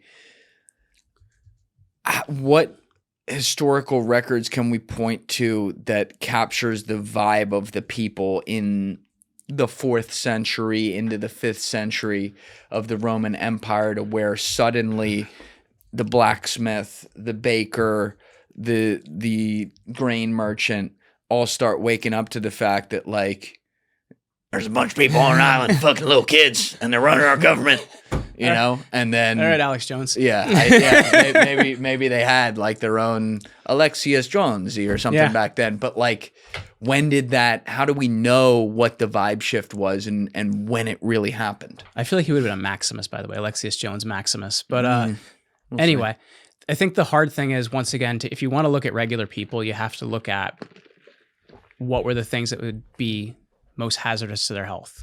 Sanitation is a huge problem. Romans a lot of times in cities lived in these things called insulas, which are giant apartment buildings, and they were expected to go to the bathroom at a copper pot, walk out into the street, and dump it into the nearest gutter. What they would often do is just dump it out the window. So sanitation is a big problem, and rich people often didn't walk around because they didn't want to walk in the urine and excrement that would be in the streets. Have you ever been to, like, Pompeii or anything like that? I have been to Pompeii. Have you seen how high the curbs are? It's been a while, so I can't say they're I remember high that well. because a lot of the excrement and things you would have dealt with, and they wanted to, like, keep it in one place. And you also had the horses going to the bathroom. So you have sanitation is a huge problem. You have disease is a big problem. You have a high rate of children dying and not making it to adulthood. So for them, that's honestly what they would have cared about. They wouldn't really have that much contact with the emperor. They wouldn't have that much contact with the political classes. They would have worried about paying their taxes. So for them, when it changes from a Roman Empire to barbarian kingdoms, it's not that much different. It would have mattered for political classes. So I think to say, if you look at a guy in 370 versus a guy in 470, a regular guy wouldn't have known that much difference, right? Because it's a very cosmopolitan empire in a lot of ways. It's brought in a lot of other places to Rome, and they're just worried about not getting disease, not dying, and actually being able to continue to live their lives. So for regular people, it wouldn't have mattered that much. Now, the political classes, there would have been a lot more to look at, because they would look at, well, where is my power coming from? And that's why you see in the 3rd, 4th, and 5th centuries, Rome starts using the foederati that we talked about earlier, and they start using barbarian commanders to run Roman legions. And you'll have a guy like the sack of Rome that happens in 410, Alaric, the commander that does that, at one point was a Roman commander. He goes back to being a barbarian commander. The East and the West were actually using Alaric against each other to kind of play a power game, and he conquers the city, or not conquers, but sacks the city of Rome. So what did that look like when he sacked it? It would have been something that was just... It wouldn't have been like a total collapse, if that makes sense. It would have been enough to get money, get wealth. They would have attacked it for a few days to weeks, and that would have been the end of it, and they would have left. The thing that happens after this point is Rome starts paying tribute to the Visigoths. So that means they start paying an amount of money to them every year to not attack us. And if you look at the last, like 410 to 476, those emperors are just prop-ups for barbarian commanders. And the final Roman emperor is a guy named Romulus Augustus. He's a child, and he's being run by a barbarian commander named Odoacer. Being run? Basically, he's running the empire through this child. Is this like a 6-year-old? No, he's like a teenager. He would have been like a teenager. And Odoacer deposes him. So he retires him, gives him a pension, says, "You're not the emperor anymore." Could you imagine talking to this guy as an adult? Because he was at one point in his life emperor. And then Odoacer sends the imperial regalia back to Constantinople, And he says, there's no more emperors here. We don't have a need of them. I'm the king. And he's the first king of Italy. What year? This is 476. And you're going to have, he has a short reign, and you're going to have a guy named Theodoric after him, which is a little bit more of a well-known king after that point in time. And that's the fall of Rome from the inside, effectively. From the inside is basically they have gotten to the point where these emperors don't have any power, and they're being propped up, could be political action committees, could be banks, you know what I mean?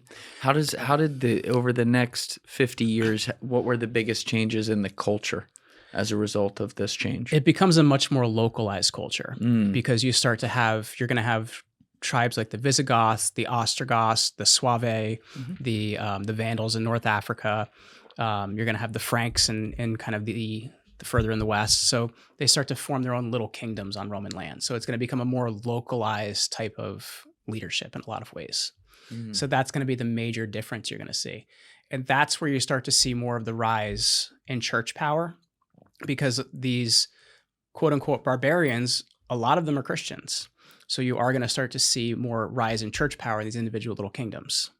The barbarians were Christians. They were mostly Arian Christians in the beginning, and that's going to change a little bit later on. Interesting. Yeah. Okay, so it had spread up to them. It had spread up to barbarians, because once the empire itself becomes Christian, well, barbarians that are living on the borders and within the empire, they're going to start to become Christian as well. Okay. Let's bring it back to modern day again with patterns here.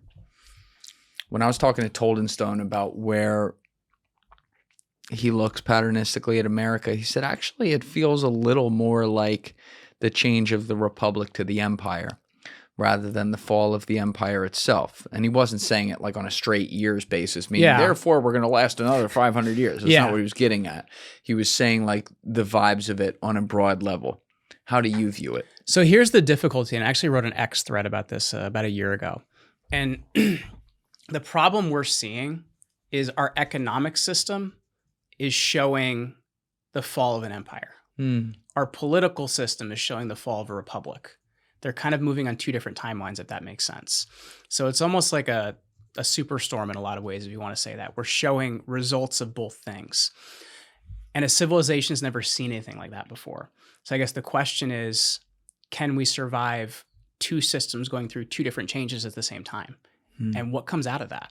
I think that's the real concern. So to me, I think it's hard to say, and I know I'm picking both, so it's not really the best answer, but it's like at the same time, our political system and our economic system are showing different symptoms. And I think that's the really difficult part about it. It's tough to put your finger on it because you're in it right now. You know what I mean? And I think that's the major point, because if you look at it, somebody living during the American Revolution was what, like 20 or 30 years? So if you look at that, you know what I mean? You don't know the significance of something till after it's over. That's right. And that's, going back to forces in history. If you look at that, you don't know something is significant until after it's happened or down the road. Hindsight's 20/20 when you're looking at it, but you're going back. Maybe the Stamp Act, if I'm remembering this right, 1763-ish, something like that. And then the war's not over. It's a little out of my realm of expertise. The war's not over until 1783. So you're talking in 2 decades. It's a generation, right? Yes. And I think that's the hard thing is somebody wouldn't have known, like, I'm in the American Revolution now. Or, the Fort Sumter battle happens in the Civil War.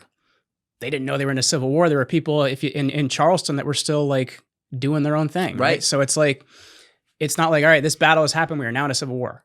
Yep. It's these things happen in gradual places, and eventually the state of everything changes. You have to tell the story after. And if you look at, like, let's say like 2020, you have the George Floyd riots. You have all these different things happening. They're pockets. It doesn't mean the whole country is going that way, but it's a climate change, right? It's a climate change of political and economic climate. So I think to look at what we are in now, we're in a bit of an age of a revolution. I don't know where we are in that. It does feel like something significant. I think that's closer to, I don't know if you read the book. Fourth Turning. I was just going to say that. Neil Howe, I think is the author's name, right? And Strauss. And he's written like 4 different books on it. And the latest one's called The Fourth Turning is Here. So could we be in some sort of a power change? Maybe.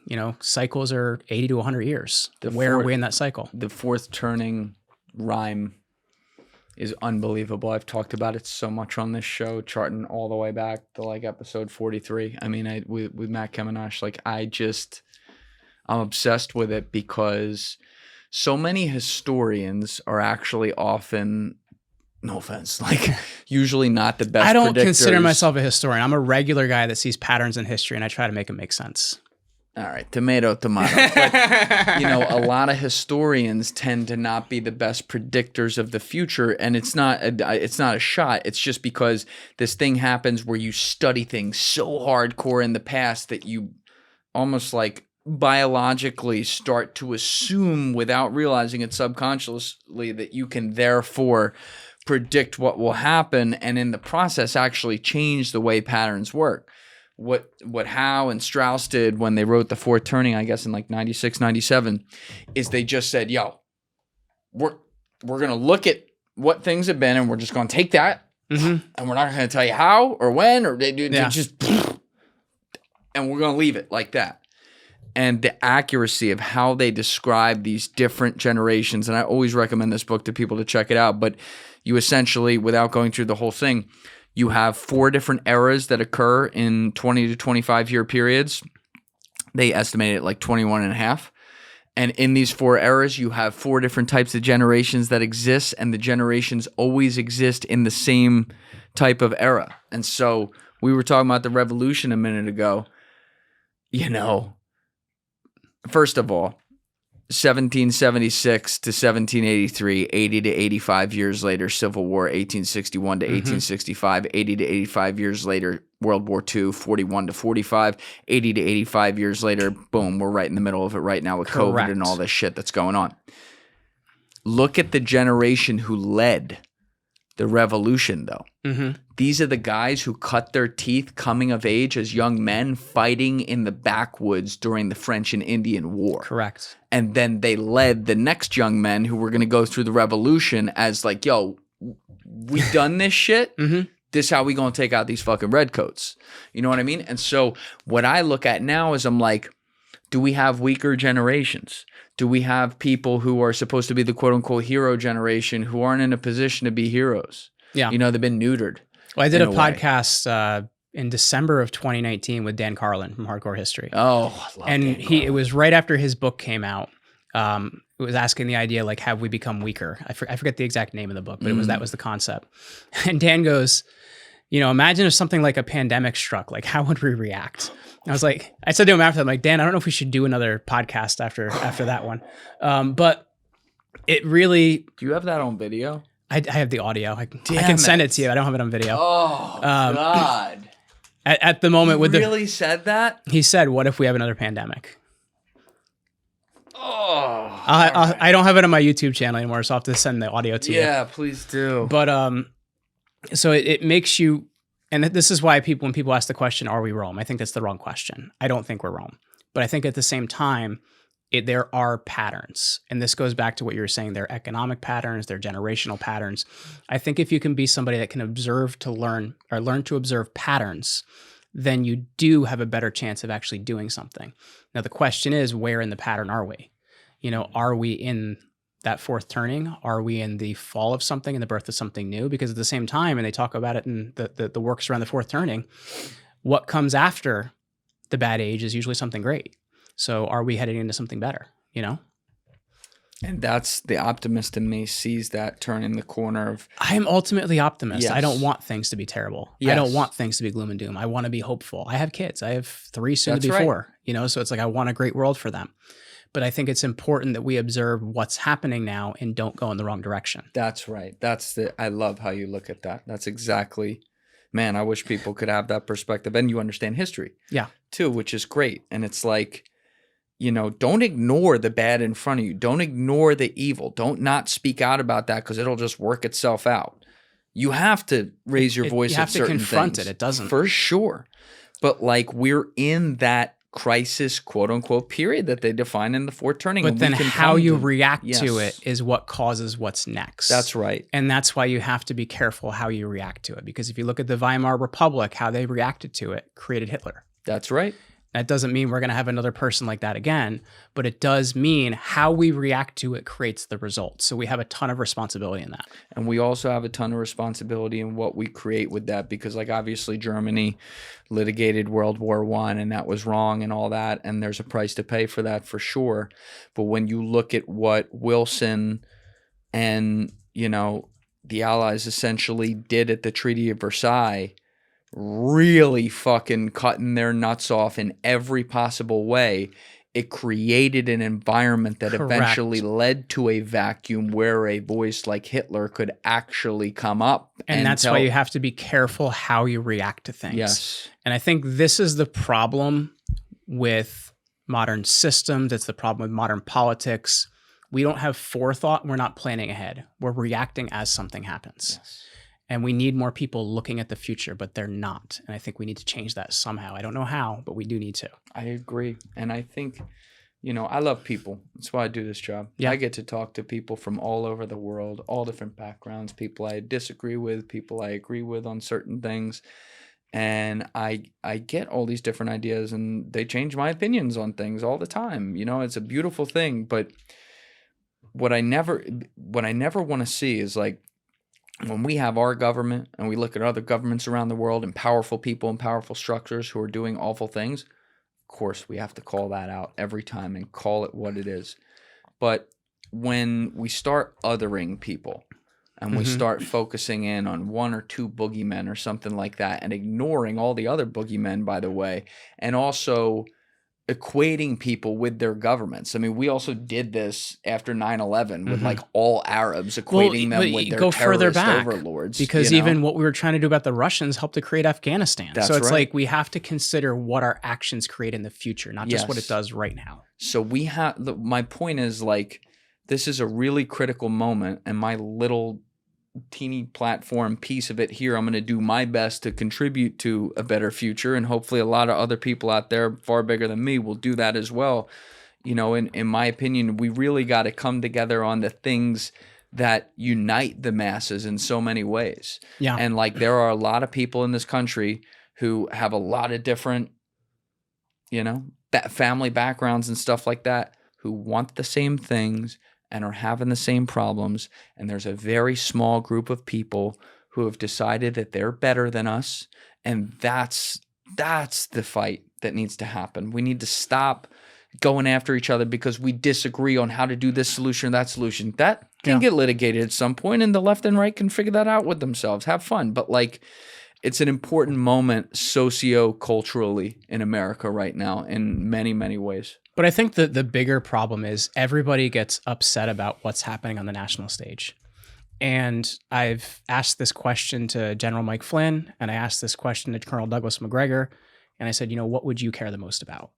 They said local politics, because everybody's pulling out of their local communities because they're so concerned about what's happening at the federal government level, or what's the president doing, what's the Congress doing. Who's on your school board? Who's on your town council? Who's running for mayor in your town? Because if you can handle your sphere, and everybody can do that, not everybody can handle national politics or state politics, but you can handle who's on your school board or run for your school board. That's right. So I think that's what we have to take a look at, is what can we actually handle and confront? We can all handle the local level. We can. It's an interesting point. My cousin Ant the bookie back in episode 28, it always sticks with me. There's lines that stick with you over the years, but he was like, if you're waking up every morning and you're thinking about your first thought is who the fucking president is, priorities are out of whack. You know what I mean? How much can you do about that? Nothing. And until you vote 4 years later and you're one of fucking 180 million people that vote. You know what I mean?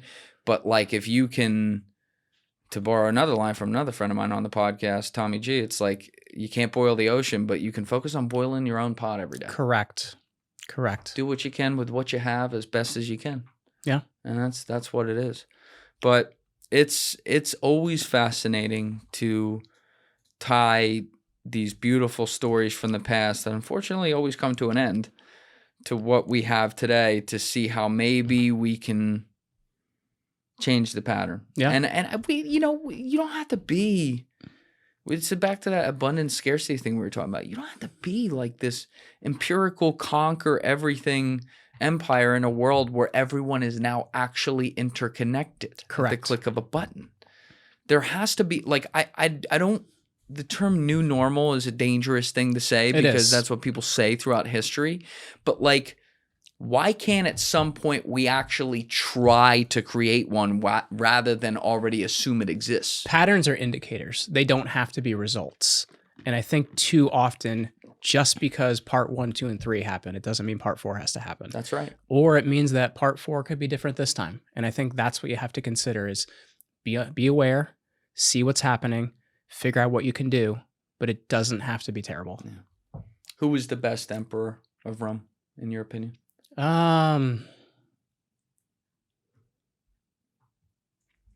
Hadrian was one of my favorites because he was a very active emperor. He was somebody that was typically never in Rome, and he was always around the empire trying to make sure his empire was doing well.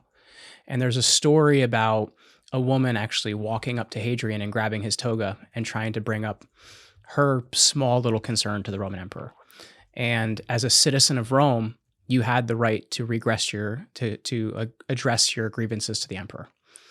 And she asked, he was kind of like, why are you bothering me with this? And she says, well, will you not continue to be the emperor? And he helped her with her situation. So I think at the same time, he's not the paradigm or the best, but he's somebody that was concerned for the people living in his territory and was very often trying to see how he could improve things. Fascinating story related to today. Once again, it's like the people who are the men of the people, regardless of what their solutions and ideas might be. Those are the people who grab onto people's hearts and win. And I think at the same time, especially for people to get power, you have to find a way to stay like that. Yes. Because I think once you become kind of too high on your own supply, I guess is a good way to put it, you stop caring about those things that got you there. Well said. Dude, this has been a lot of fun. There's a whole history, obviously, after 476. It's very fascinating that you cover a lot. So we'll have to cover that another time and do a whole podcast on that. And I know you and I were talking about like the whole Bronze Age and everything off air. So I would love to do that. But I love the back and forth patterns with the modern day when we're looking at really cool history like this. So it's a great perspective you have, and I appreciate you coming here to do it. Hey, thank you so much for having me, man. I appreciate it. All right. Everybody else, you know what it is. Give it a thought. Get back to me. Peace. What's up, guys? Thanks so much for watching the video. If you have not subscribed, please hit that subscribe button before you leave, as well as leaving a like on the video. It's a huge, huge help. You can join my Patreon via the link in the description, and you can also join my clipping community via the Discord link down below. See you for the next episode.